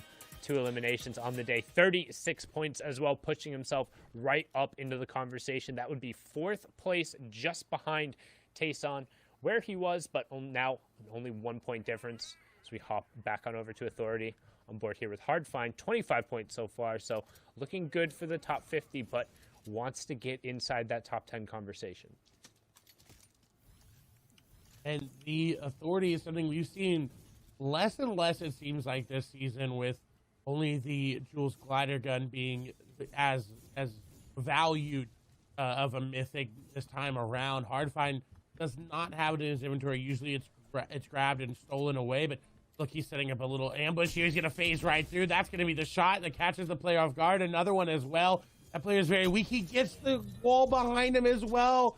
And Hardfire's going to pick up Vino. The elimination comes through his second. Tells him to take the L as well. That's going to be a tough L. Good face and a nice little ambush set up from Hardfind. Going back to the old school battle royale tactics there. Wait for your opponent to loot something, set up the trap, close the fight out. So now we hop back on board here with our current leader, MCES X Squeezy RR, the controller and French player representing for MCES. So far has averaged 5 eliminations a game. He has 20 total, which is the most out of anybody so far across the entire tournament. And in addition to that, he also has the best average placement of placing 14th so far. There is only 2 other players who have a sub 20 average placement, and that is Refsguard and Rotary, so keep an eye on those 2. However, their average elimination's much lower, 1.75 coming out of both of them. So if Squeezy can continue his run and just continue his good pace, make it into the end game, it's going to be very difficult for anybody to match his current pace of consistency. It seems like the only player able to keep up with them is Juice, right? That it's 6-point differential. You see how it's breaking down there with the format and how it is all shaping up to be. It's got to be very, very close. And Bala talked about if the pattern keeps up there for Juice, he didn't fall early this time around. He made it past 87. So maybe see maybe another victory royale here for him as we're on board with Milan, who's really in a bad spot. He's got no builds. He's trying to track this player with the crash pads. Luckily, he's going to find a player right there that crash pad from Artur, getting Milan back into the fight, but he only ended up having 2 HP after the fact. Hey, it was 1 more than he needed, and Milan needs every single point available to try and make that push into the top 50. We were talking about him and keeping an eye out. Was right around that pace with 14 points afterward, but the question is he going to get a little bit more breathing room? Because as you saw before that, 0 builds, no real utility, is able to find a med kit to top himself back off in terms of health to get that health pool going. But you also see, nope, okay, not quite going to happen. Just Shark was lurking a little bit. Don't forget about Shark Week. Tune in that all-new episode, Tiger King Shark, revealing on Party Royale. You can catch it at the top of every hour, as well as premiering on August 10th. I believe was that date, but now I'm back on board here with Hardfind. 2 eliminations so far in the Authority, 26 points for him, but again, no glider grapple gun in his inventory. Does pop a pepper. Hopefully that'll lead to some plentiful points for Hardfind. With that being said, just going to use the bonus move speed to kind of speed up this rotation a little bit. He's got a lot of players lurking around. If you look at the arrows, it looks like 1, 2, 3, 4, 5, 6, 7, 8 players in and around the Authority with him here. Decepto's going to be one of them. Matthew there as well. Decepto's, though, is being a little sneaky. He realizes what he needs to do. 71 builds. He's already picked up 1 elimination. Not too far off on the leaderboard as well. Around the same points as we saw Milan there, around 15, 18. But he sent it up, and it wasn't able to capitalize. We're back on board here with Hardfind. He's trying to get in, crash pad in. That player's got really nowhere to go. He's up against the wall. He's going to have to make a play. Hardfind is going to drop him down right on the porta potty, and that's going to be Matthew going down. Hardfind picks up elimination number 3, but he's in a bad spot. Uses the crash pad to get out of it, and now he's trying to break his way up, but I don't know if Hardfind is going to be able to get out of this one, as we see the crash pad used again to get out, and he's being very elusive right now. No Pepper this time around, but he was able to get out. It's a Kezix. Escaping away from Kezix, we've seen how aggressive he can be. Deceptos is still sitting nearby, but really good job from Hardfind, and that's probably the best example we've seen so far of a pure early or mid-game disengaged crash pad, where he's using it not only to push the other player away, but also using it to push himself back up and through the builds to then disengage different levels. So prime example of that. Generally, we're seeing players trying to go in or using them as a rotational side. Now Hardfind knowing all he needs to do is be able to get out of this first fight to have an opportunity to take another one, and that's what he's looking for right now. He saw that RPG, and he quickly realized that he did not want to engage with that player right away. He thinks, I feel like he's thinking, you know what, let's go back down, let's pepper back up, and let's find somewhere else to engage upon. Now, does find a med kit, will more than likely pop it. That 16 HP could be the difference maker. We saw it with Milan with 2 HP being it, but Hardfind right now on your screen, the story of the Authority is him. Kezix is looking for him, though. You see the constant breaking of walls. He's looking every which way that he can. He's got to be careful of Deceptos there as well. Hardfind, though, looking to make the play. He's looking to be aggressive. Kezix is still keeping the pressure up, but this is Hardfind's area. He's been dropping here. He knows exactly where he needs to go and what he needs to do to get this fight back into his favor.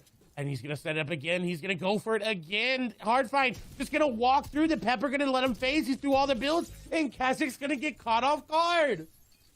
Deja vu as Wolfies also picks up Mitro there. We're inside of that top 75, so placement points going through. But we talk about setting up game plans, knowing a spot, and you can tell how many times Hardfind has crouched underneath the floor. Somebody is trying to break at Authority and pop through. Deja vu right there. We saw his first elimination, able to repeat it and manufacture 2 key points as well as a placement point there. Very well done. It's now back on board here with another very aggressive player. Wolfies trying to cement his claim in the top 50, get a guaranteed spot in those grand final heats that will be going down next weekend.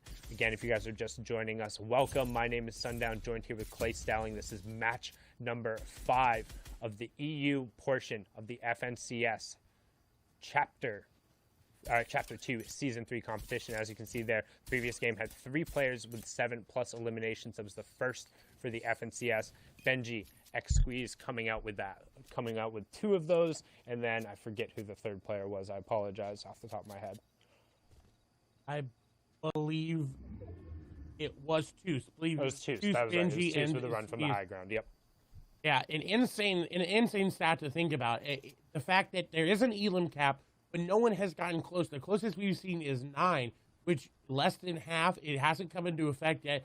It may still today, and it may impact tomorrow's qualifiers as well, as that's when players start to put a lot on the line. If they get to that top 100 tomorrow and they realize this is my last shot, I still got a chance with series points, I don't want to take it, we may start to see a very, very aggressive playstyle come out from a lot of these players. Aeson, however, in this game, is not being as aggressive as we've seen him. 0 eliminations, is set up relatively center zone, has got good match, good loot for rotations as well. This is completely different from the first couple games we saw from him. I think he's realized now he's established himself. He's in kind of that competition. He really needs to make it to the late game. Did see that map fly in there, and most of the players already inside of the zone doing their best to stake out whatever claim they can. With only 2 matches left, you really need to maximize the number of points you're able to get here. As you can see, still 68 players remaining, so about 18 we need to fall before the next placement points. We're going to hop into a replay real quick. This is what Kezix saw on the other side of it. So you can see Hardfind able to just push up right away. And even though he gets the floor in the edit, does not matter. You're trying to cover that right away, but that ambush just so well executed. And he tried to find some sort of room there to back out into, but with that pepper pot, there was just nothing that he could do. And you mentioned Wolfie's winning to secure a spot. I believe got 62nd in day number 2 qualifiers.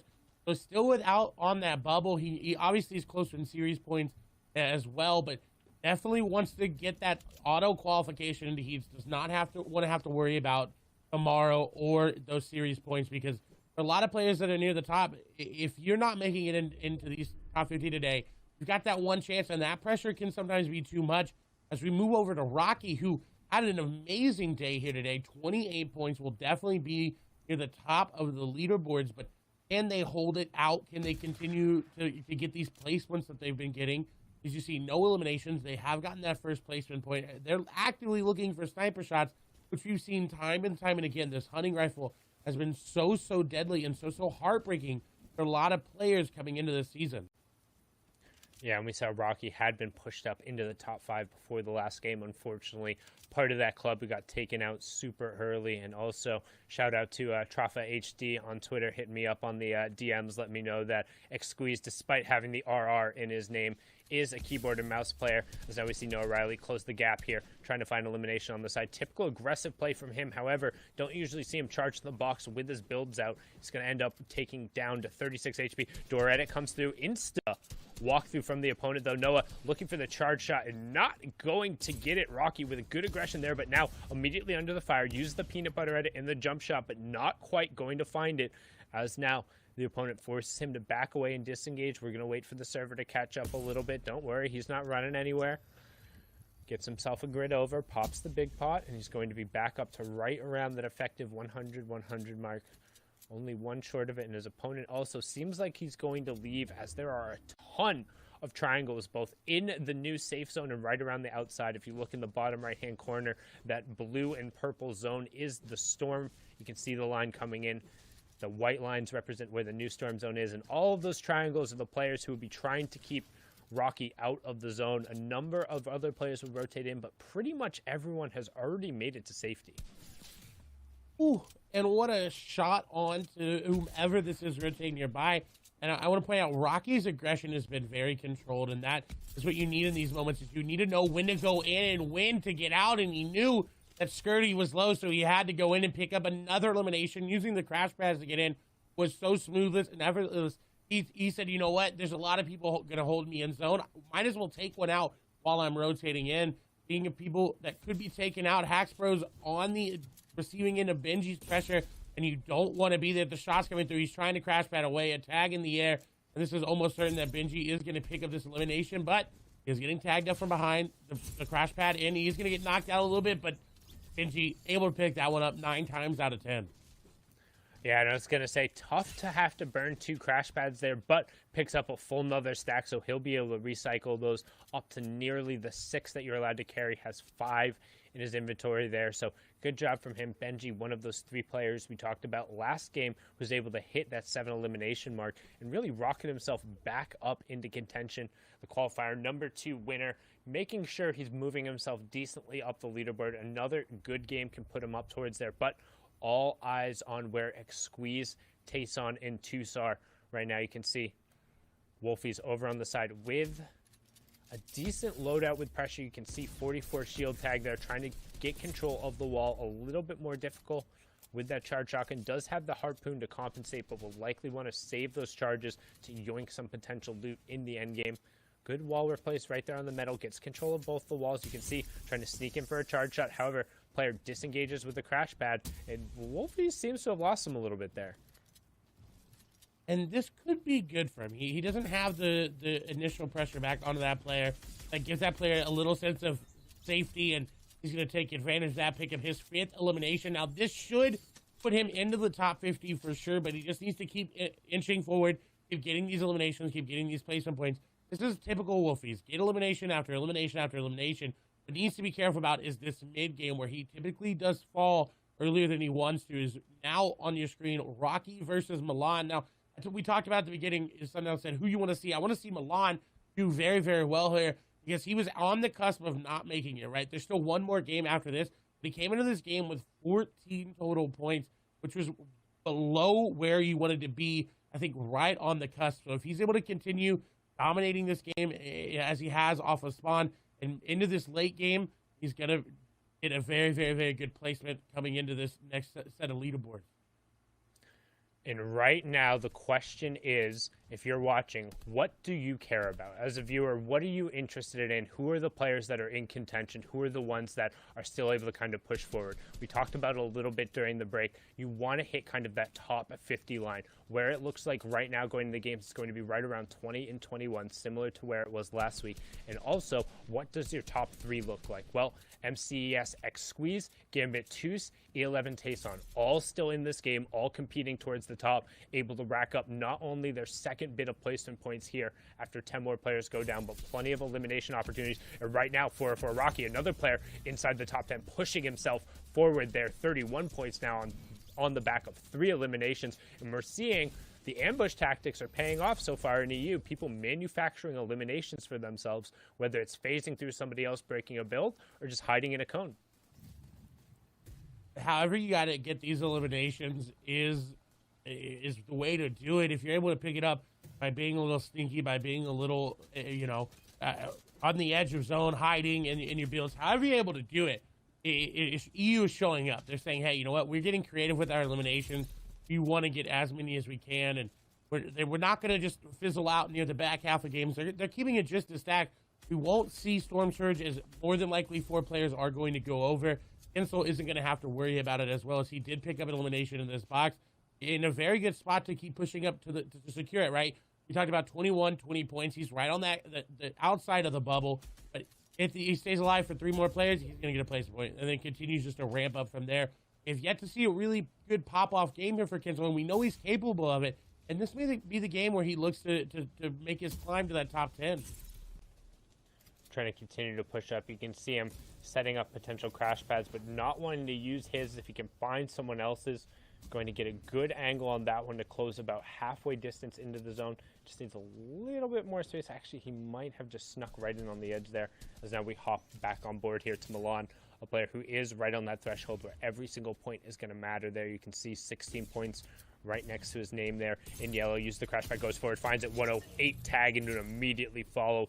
Kick name, goes back to lobby again. Second time we've seen him be taken down, and we have our top 50 as well. So a nice little 2-point swing there as Podside goes down just inside of it. Babalab also going down inside. You can see Benji still up, Decepto still up, as well as our top 3 all remaining in the lobby. Become Legends Edison on the side there. FaZe Martaz fan, aka FaZe Martaz. Little narcissism going through there, but Gambit Tooth, one of those top 3 we talked about, sitting on Kit's launcher, all the shields in the world, and just pulled priority edge on the zone, as you see on the right-hand side. Zone number 6, we're in full moving now. This is a little different from Tooth. We've seen him time and time again be on this on half in, half out high ground. Choosing to play mid ground, he doesn't have as many rockets in the Shockwave launcher, but you see him scouting for it. You see him looking for every opportunity he can to take it. Because all it takes is one perfectly timed Shockwave from him, and he's going to be able to grab it. But he's not even going to use it. He's going to go up the backside. He's just going to take it, and the surprise, the ambush is going to work, and Jamside is caught looking down. Tooth has taken high ground, not even using Kit's Shockwave launcher. Yeah, Jamside definitely looks like he needed a new pair of headphones there. Tooth just quietly hunting rabbits up on the high ground, came right up behind him and popped him with that Mythid charge shotgun. But notice, even after the elimination, he is still below the Storm Surge threshold. 12 players need to go down. Everybody is playing for placement right now. We'll have another round of placement points going through as Tooth picks it up now to 46. Light ended up picking up Ref's Guard, another one of those players with the average placements. And Netic also going down. So a lot of the players who we saw towards the top part of the board, but Tooth is right on the edge there. He needs to wait this out and just hopefully he's able to stay in as Deceptos picks up another Elim. We're going to switch on over to a wide and we'll get a better look at the lobby. You can see Andalex and Milan both on the low ground as Takiko right above Milan on the side. Milan now 19 points, well above the Storm Surge threshold thanks to his 3 eliminations. And Squeeze picks up another one to Felix, trying to stretch out his lead. Benji picking up an Elim as well as Milan there, and we have our top 30. Milan steals a glider gun. This could be his opportunity to secure a guaranteed top 50. All he needs is a couple more placement points. And he, with that Tools glider gun in his inventory, he more than likely will be able to. He's got a lot of mass that he can conserve on. He's got a lot to work with his inventory as well. Crash pads as well, but he's looking for eliminations. Milan does not need these. He can just play for these placements, but he's looking to go aggressive. If Squeeze is going to go down in that top 10, though, the leaderboard, he's going to shake up just a little bit. If Tooth is able to stay alive for a little bit, Milan going to pick up a backside of his own elimination there onto Antarak. And this is what Milan needed. He needed one good game to secure himself into the top 50, into the top 25, and Milan is going on a run right now. And now we have Milan in the bottom right. Grizzly 6 Art in the top right, but you can see Crown all the way up on high ground. Light still in the lobby. However, Toos and Tayson both in, but right as I say that, no, Tayson still pops in. Apologize, that was the health card. You can see now Milan still trying to tarp in on the backside. The Grizzly player waiting with the Pepper. We're going to wait as the server catches up. Toos in a battle up on the high ground on the left side of your screen. You can still see ambush happening in the top right as 6art hits a big 105 tag. Milan still under pressure. Toos still controlling the high ground, but the eyes are on Toos and Tayson. That is 1 and 2 right now. Who is going to be able to push themselves up farther? And can Milan secure himself a top 50 spot in the heat? That's what we're looking at. That's what we care about as the Grizzly player continues working top down, and Toos gets eliminated right there. He hits the top 10 marker, but no more points coming out from him. This is Tayson's opportunity to steal up and potentially secure the #1 spot, but right now Milan trying to survive on the low ground. 6art picking up another elimination in the top right-hand corner, and we're closing in on the top 5 as Tayson goes down just outside the top 5. No additional points for him, and the rest of the lobby will play itself out as Deceptos goes down in 5th. 4 left. Top 3 is what they all need for the next placement point, Clay.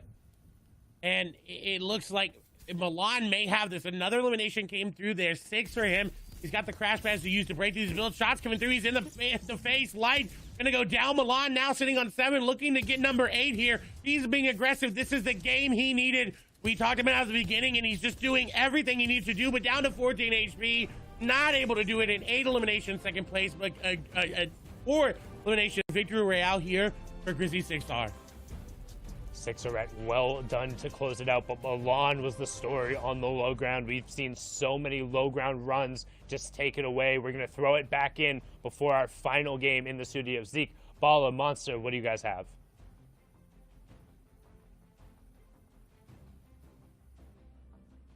We have it all, Sundown. We have it all. The biggest thing we have is the standings. That is going to very much dictate what we do view here in the last game. Now, very quick, Victory Royale, I believe, is 6R, maybe it's Garrett. I'm so sorry if we pronounced your name wrong. Sometimes these things just happen. 6RT, Garrett, whichever you are, congratulations to Victory Royale. Now, let's talk about the standings. Gentlemen, these standings are extremely close.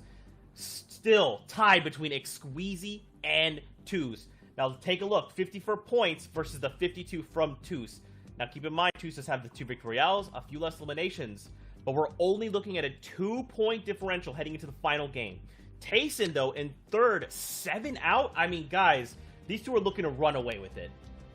Yeah, they are, and basically we continue the story that we started in the last game for Squeeze and Toos. But there are some players in striking distance. Thankfully, though, we now have a clear path for Squeeze and Toos. And for Toos, it's basically Caddy Launcher going all the way through, but still a number of players want to push their way up. Look how close it is for everybody else. Between 4th and 10th, it's a 5-point game, and probably even further down the standings, too, on the next page. It's probably only a 10, 15-point game, which is one good win.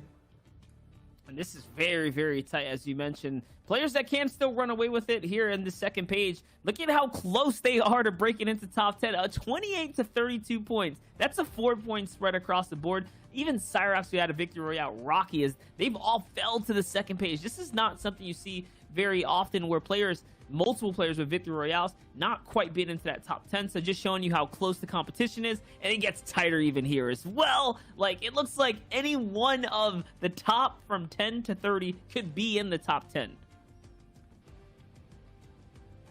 Still, man, this point spread, this is the tightest we've seen this, right? With 1 game left to go, every single interaction is going to matter. Every time you see any of these players go down, that's it. Their run will be done and their points cemented, while others have that opportunity to step forward and try and accrue more. This is coming down to the wire, boys. Yeah, it really is. And something to note real quick, the player who won the last game, it looked like it was Garrett, 6AR, whatever you guys wanted to call it. That's Nate. That's our FNCS champion as of right now in EU. He paired up with Andalex and Duos. So, yeah, it's no surprise that we see him there. And credit where credit's due. Well done on the Victory Royale. Yep, and of course here the story is Toos and the guys up at the top. I mean, Exqueezy versus Toos, guys, with 1 game left, 2-point differential. this could literally go either way. And we've seen both of these guys. Sometimes they're hot, sometimes they're cold, and now is the time to show up. They're showing up today.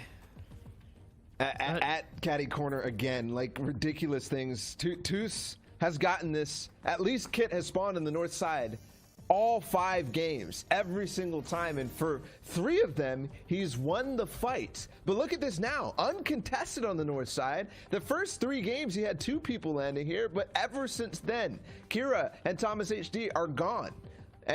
And you have to ask the question, is it going to land on the north side again? Another story, though, for Squeeze, it's back to basics. None of this Season 3 type of stuff. Positioning is all that matters for him. He spent a little bit on top of the movie board at Risky Reels to get some surge tags, but then dips in central positions in the zone, and he basically has to sit pretty to accrue at least the first couple of placement points in this game.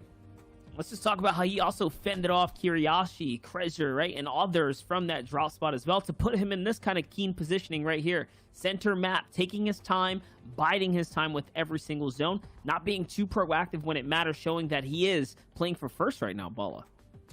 Yeah, that is, and again, he's stood in this spot for so long because center zone gives you the highest probability of getting anywhere, and we've seen the convention shift to playing dead side being very useful, but for Squeeze here, it's central zone, and if that continues, it's very important because that's a very nice free ride towards placements, and if he's doing it as well as Toos not getting the caddy launcher. I mean, that's the biggest question for me is if Kit drops to the south side and Toos does not have it, we've seen what happens in the games that he doesn't have it. He's dead off his pawn. So, like, that's the big thing, right? He's not going to be a contention and not going to be a factor, and Squeeze might be able to just rack up enough to stay ahead of Tayson.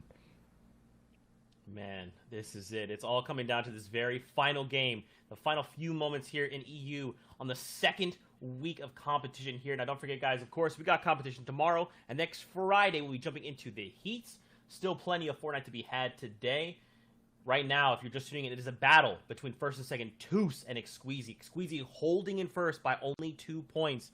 Now, if Exqueezy can force a tie, he does have 2 victory royales, which would make him win on the tiebreakers and push him ahead, but it's still anyone's game. And again, if we could see Caddy uncontested, that is where we're going to see a major, like, it's going to be a very big question mark in the game.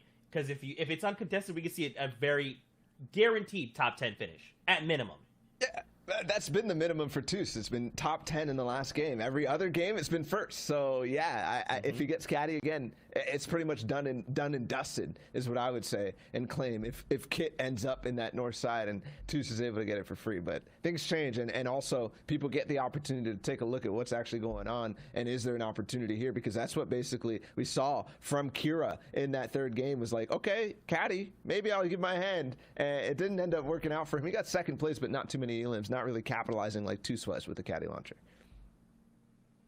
Man, I mean, guys, it's happening, baby. It's time to get into the last game of EU. Let's go. Bring the hype. Sundown Clay, take it away for the final game. Bala monster. Final game here. Game number 6 of the European qualifier. The third one will have number 4 tomorrow, and the heats will be next week. My name's Sundown, joined here by Clay. I mean, Clay, you know the role, but out of those top 3, who do you think takes it? I'm going to put you on the spot right now. Oh, that is... Ooh, you put me on. That is tough. That is tough. I'm going to go with Tayson. I want to see it come from behind victory, right? He's not too far behind, but he's definitely there in contention. So I'm gonna say Tayson. Tayson, I'd say that's a bold call, but I feel like he's been most consistent in terms of the placement. The numbers will back that up. If you look at the average placement across those 3, 23.4 for Tayson, 39.2 for Toos, who's in second, and then Exqueeze, who's in first, is at 28 right now. But we're going to take a look at that first place right now. Don't forget the difference between him and Toos is currently 2 points. Exqueeze does have a 9-point lead on Tayson, so we're keeping an eye on him and Toos primarily, and we'll see if Tayson is able to rack up another one of those most aggressive games. These 3 also are averaging some of the highest eliminations across the tournament right now for this section, so good on them. But right off of the start, Benji going down. His tournament run is over. The qualifier number 2, Victor, will have an early exit outside in 93rd. Ooh, and a squeeze over here is now being contested at Risky. Now, not initially contested, but the rotation. Risky is a big place. It takes a long time to loot. If someone wants to come in from Authority, grab some loot, and go aggressive, they can. You do see Milan, who second place, amazing game there last game around. Game elimination. It's going to be Kiriachi. He's going aggressive, and this is something we expect time and time again from Kiriachi. If he's able to take down the Squeeze, this would be used. The leaderboard would be in shambles. 23 HP and a dream. Squeeze is down a Chug Splash for his life because it's on the line. Is Kiriachi going in? Squeeze 63 HP. Chug Splash is continuing to come out. Crashback coming through, but I don't think you want to do that against Kiriachi. He's going to hit a lot of shots, and I don't know if Squeeze is going to be able to get out. He does. Only one shot taken there. Crashback continuing to come through, but Squeeze is going to go down to Kiriachi. Kiriachi says, from Russia with love, we'll take him down there. Clears the path for Gambit's Toos to potentially overtake it. Now all the pressure on Toos with Tayson behind him. The gap between them was 7 points going into the game. If Toos is able to pick up a top 50 plus anything, I believe the tiebreaker is yes, he has the victory royale. So Toos gets top 50. He will push into first place. Tayson has an opportunity to overtake them, but the French player MCSX Squeeze is down and out. Kezix also has an outside shot to climb his way up. We've seen him play very aggressively. 38 points now, but keep an eye. 54 is the current top from X Squeeze. Toos was at 52, and we need to see what happens. And if any of those players go down outside of the 75, we're going to switch on overboard here to Toos. It doesn't look like he has the caddy, but hits a big headshot right there off of the start. You can see 96 players still remaining on this side, so we're going a little bit back in time here. The replay should have given that way in the top right, so Toos picked up his own there onto Jake I, so he's going to get himself back up. So Toos only 1 point behind. He also has Kit's loot. He will pass him as long as he gets into the top 75, so tough for X Squeeze there, going down to the aggression of Virtus Pro Kiriachi. And now onto our third place player coming through, Tayson. Has to stay alive. He needs to get to end game, and he needs to frag out. We saw him frag out early and mid games in those games where he got ahead, but now with everything on the line for that first spot, he's guaranteed himself a qualification spot, but he wants number one. He wants to get it, and it looks like a trap is going to be set up. It's Martos, and of course we've seen this time and time and again from Martos. The little Martos track comes through. He baits out the box, hides in the cone, and a nice shot there. 158. If Tayson goes down, this would be a free ride for Toos, and he does. Martos takes down Tayson. Tayson is down, and right as that happened, Toos also picked up another elimination, which will give him first as of now on the tiebreaker. He'll tick over and not need the tiebreaker as soon as one more player goes down. This is Toos's tournament to run away with at this point. It's all going to be on Kezix and him playing hyper aggressive if he wants to catch up. Resty could also potentially have an outside shot looking in, but it's going to take a monumental effort. It's going to take a victory royale and a little bit to unseat Toos, who not only has the lead now with that 75th placement point ticking over, but has all of the mythic loadout. Kit's charged shotgun, Kit's shockwave launcher coming out of the northwest, and a not bad rotation to have either, as Kezix is going to begin his hunt to potentially try and overtake the top. 39 points for him. Toos is sitting on 54 right now, so as we said, quite the hill to climb, as Andalex and Cyrox, Game 1 winner and FNCS Duos champion, battling it out on the side. Kezix trying to get a piece of it. 233 tags will be the shield right away, and he wants to close the gap here. And if he's able to pick up both of these eliminations, it'd put him in such a good spot. He'd go up to 41 points, as well as just the confidence going in. He's able to W key perfectly, as Kiriachi is W keying a little bit there onto Antrak and got the elimination. The shots coming through. Kezix is going to pick up Cyrox, and my heart dropped a little bit there. Thought he was going to be eliminated, but he was able to clutch it out now, and Dilix is nearby as well. He's moving. He knows there's another player there. He's on the aggressive push. He's trying to find out where Andilix is, and he has found it. The charge, though, being charged up. Kezix is going to get boxed up there a little bit, but able to outstep Andilix there for the time being. And Kezix needs to put on a game-perfect performance. This needs to be the run of his life if he wants to get into that top spot, because for right now, it's free, but Andilix is putting on the pressure. He's lost HP effectively a little bit more in Andilix's favor here, but Andilix not using the crash pads effectively and is going to disengage. And our swing back on over to Toos, up to 55 points now. With that placement point taking over in the 2 eliminations coming through. You can see him trying to line up a snipe shot. Has that legendary scope sniper, but Thomas HD says, legendary scope sniper, don't mind if I do. Oh my God. End it right there. His epic version, and he dances. It is now a who's who competition. Who can climb up? Who can capitalize on the fact that the top 3 players have all fallen before the top 50?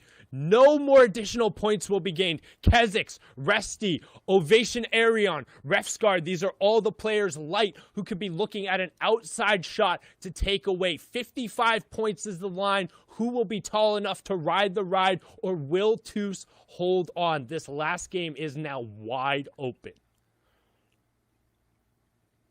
And if anybody's going to snipe number 1, it has to be Thomas HD. His snipes absolutely insane time and time and time again. Reminder, 55 points is what Kezix is looking for, what Resty, what Arion is looking for. But they are looking to get, if they know these players went down, they have to play so much differently. Kezix has W keyed a lot. He needs to start playing for endgame. He needs to get those frags late game. But he was on 41 points, so he's going to need a 14-point game.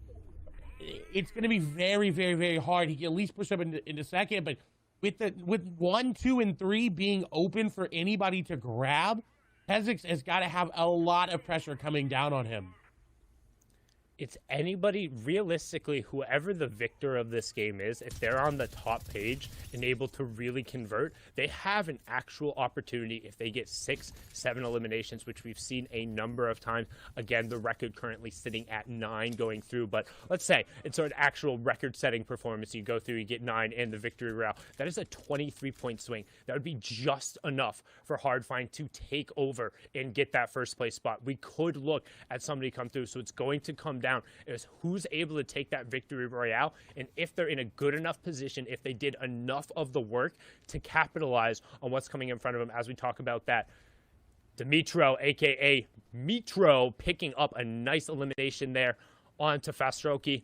He will go down outside of that top 50. And again, a nice little closure here. Resty, 38 points, is currently, I believe, the highest point total minus Kezix, who is still in the lobby. So a player who could look to challenge up here. Has the epic pistol as well as a decent loadout in terms of crash pads and utility, but what he's really benefiting from is the fact that he already has his maximum amount of brick and a decent amount of metal. That's going to set him up with the crash pads to have a good opportunity to just play for late. He doesn't need to look for a ton of picks. He has enough to make it through that point. If he can cap himself out on shield, find one siphon, he could look at setting himself up to make a run.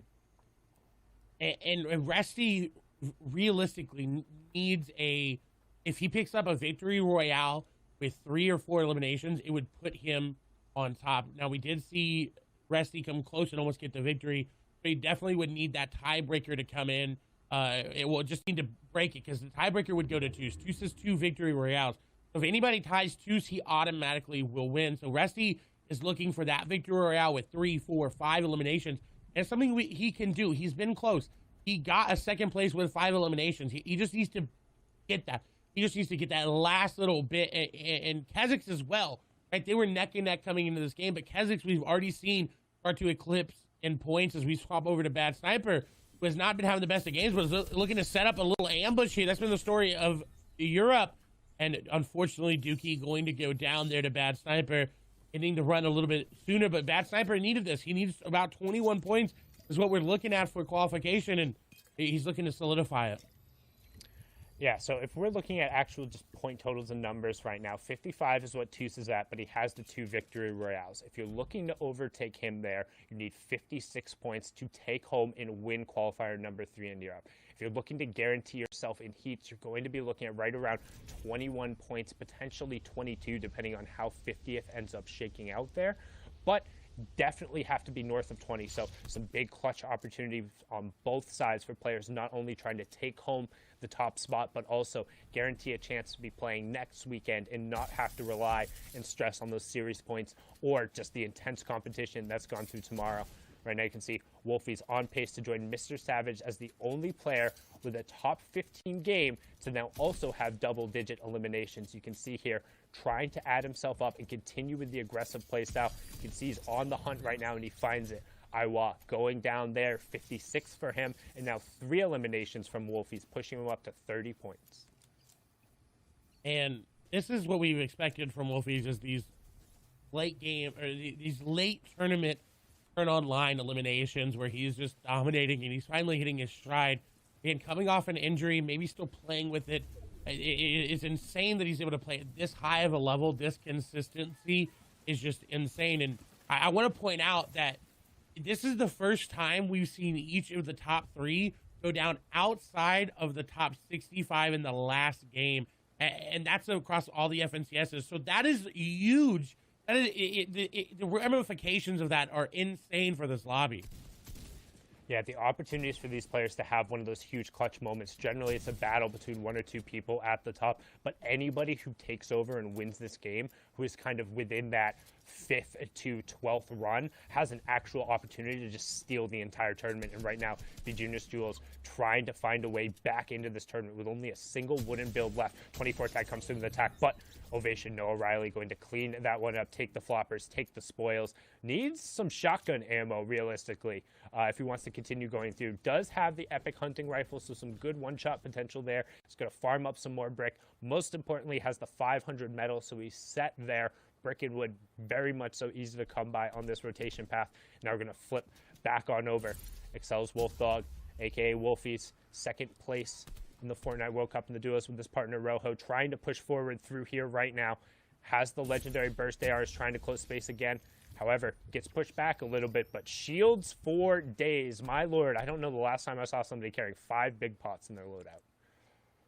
And I'm not surprised that Wolfies has got 5 big pots in his inventory. What he's got to be careful about is he's taking that HP, or the white HP damage there, and he doesn't really have much to heal it up with. And Kenzo looking to put that pressure back onto him with that burst rifle. Wolfies is going to be an awkward spot if Kenzo decides to keep the aggression up that Wolfies is putting back and the shots go through. Kenzo not just going to go out easy. He's going to put the pressure back onto Wolfies. He's not going to allow him into his box. If you want to fight me, you got to fight me for this. The shots going through, they're exchanging. None of them hitting, though, as Kenzo is going to box Wolfies up there. Back and forth, and a big tag there. The 5 big pots may not matter anymore, as Kenzo is going to take him down. Wolfies just got too over-aggressive. Yeah, he did get a pity point right before then, getting into the top 50. The Marauders coming over, dropping some of the stink bombs and a little bit of harassment onto Kenzo, but he's not going to worry about that. And he can barely believe his eyes with all those extra big pots in there as well, sorting through, figuring out what he wants to end up running with.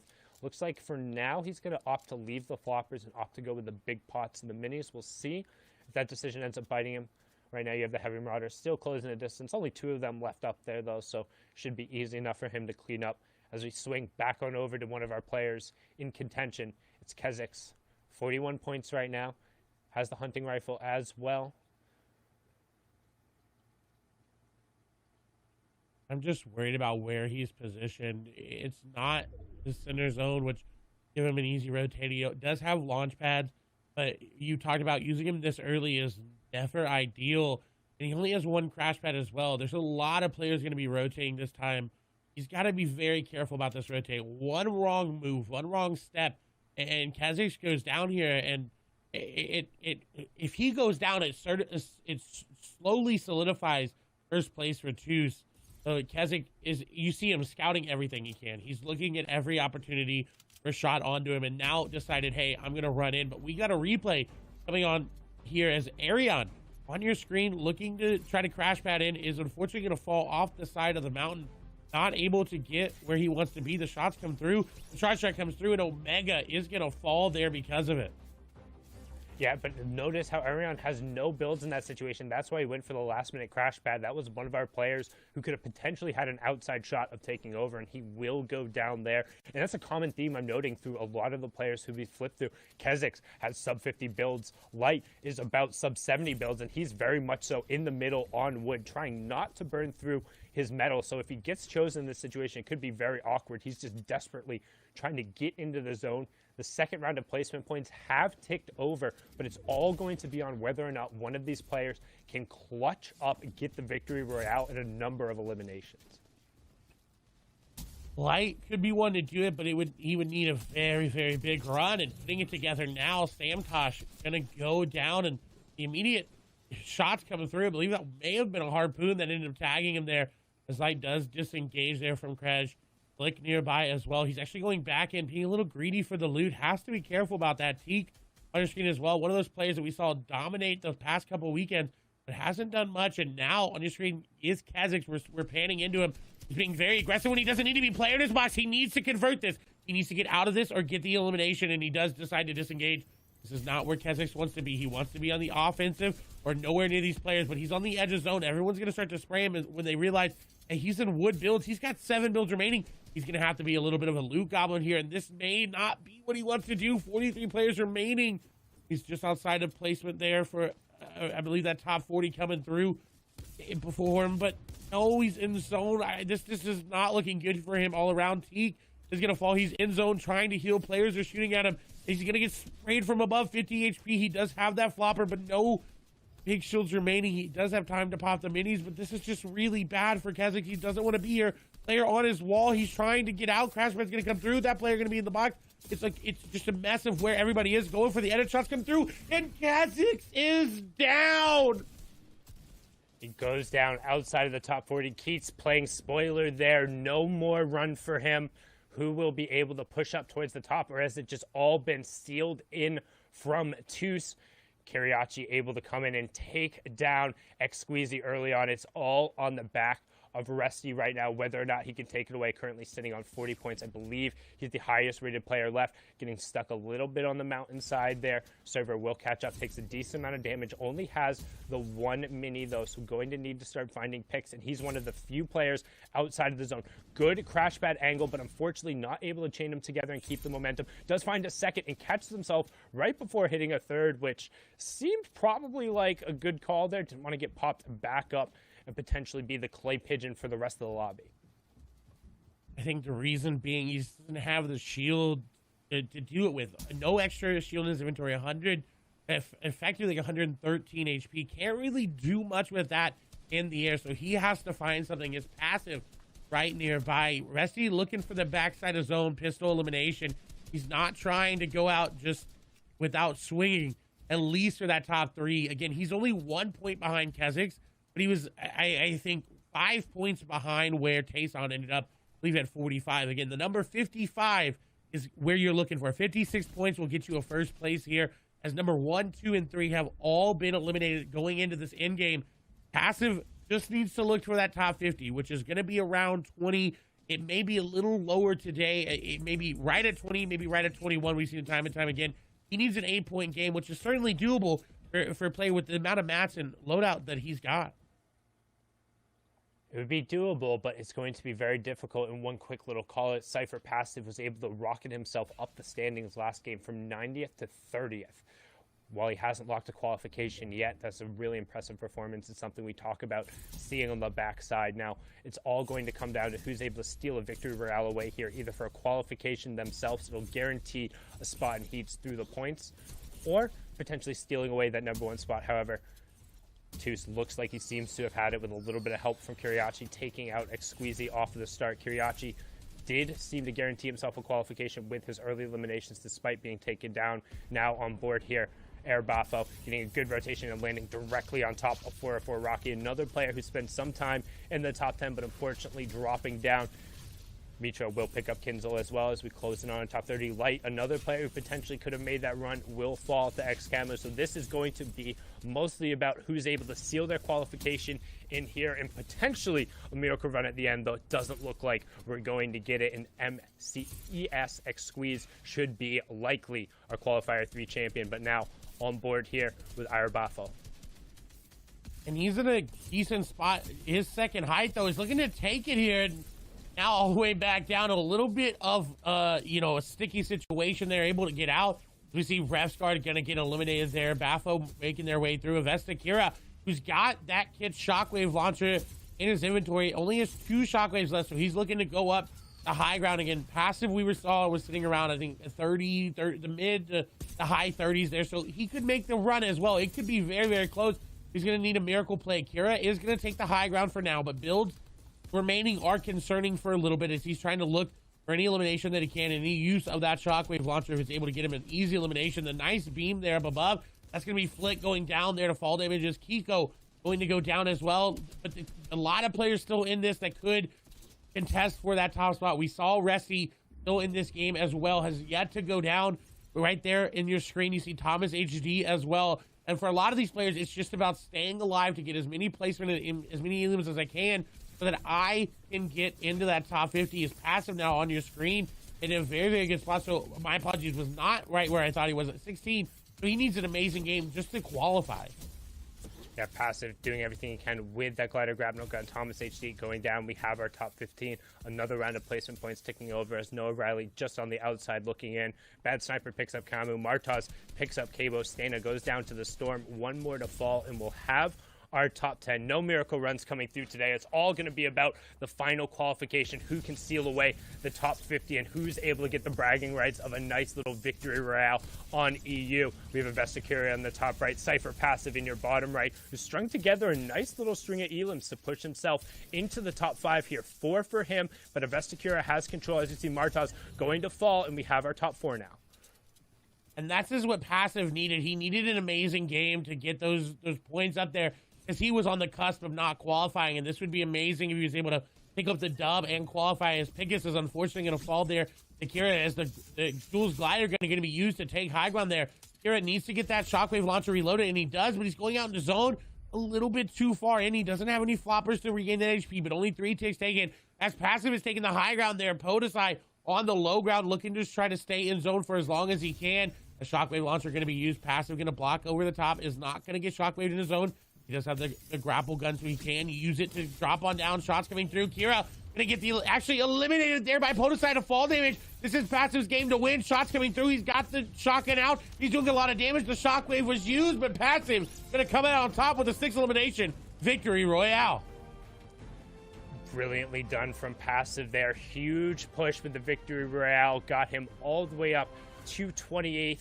Just a great run, or 28 points, pushing him up into qualification range, able to make sure he secures himself a spot in the heats to make it through next weekend. We'll be seeing more of him and plenty of those players, but congratulations again to MCES X-Squeeze, who just got edged out, unfortunately, by Toos there.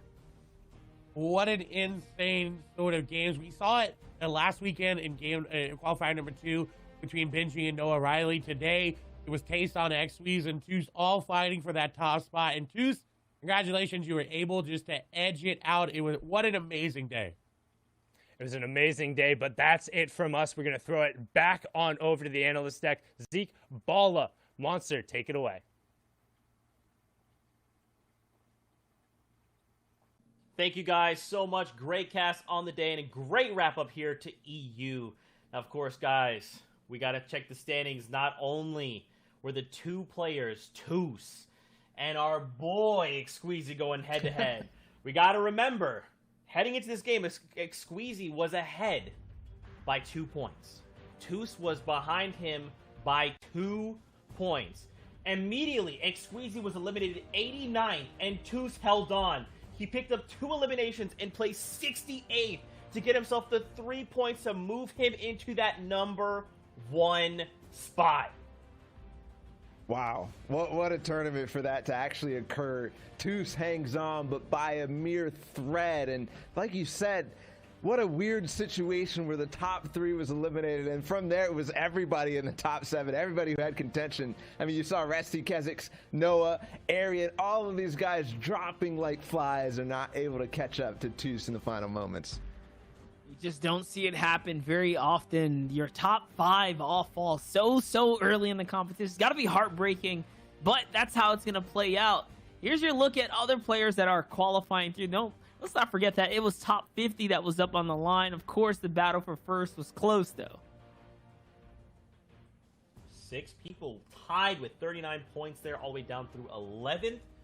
Rotary right now holding down the spot with 33 points on. Let's not forget the 21 points last week, twice, both days, was a threshold to break into top 50. Right now, Passive did find himself the Victory Royale, which this is actually quite telling, right? Because in that last game, suddenly he finds himself inside the top 50. That was a 20 points. So he was outside, and that game was his way of saying, I'm going to the heats. This is it. Yeah, I'm going to seasonal finals. Yeah, well done from him in the last game. And to get it on a win is definitely a positive note for him. Also, other people here, too. Don't forget, this was the second to last day before we end and have the players who are going to the seasonal finals. So if you're not there in series points and you haven't done it in the grand finals, you have to do it in round 3. So Martaz did it too. A couple definitely big names did it all around. I mean, we saw also and Alexa's partner Nate earlier on get that one win. So there's a number of people who clutched up. Maybe we'll see them again tomorrow who had another opportunity. But for the time being, that's definitely a sigh of relief for all these players. And this right here is your last page. Check it out. Zeke Rifla is going to be that 50th place with 21 points like you called. Dude, I was just going to tell you, I was going to be like, Monster, look, at 21 points. It's back with a vengeance.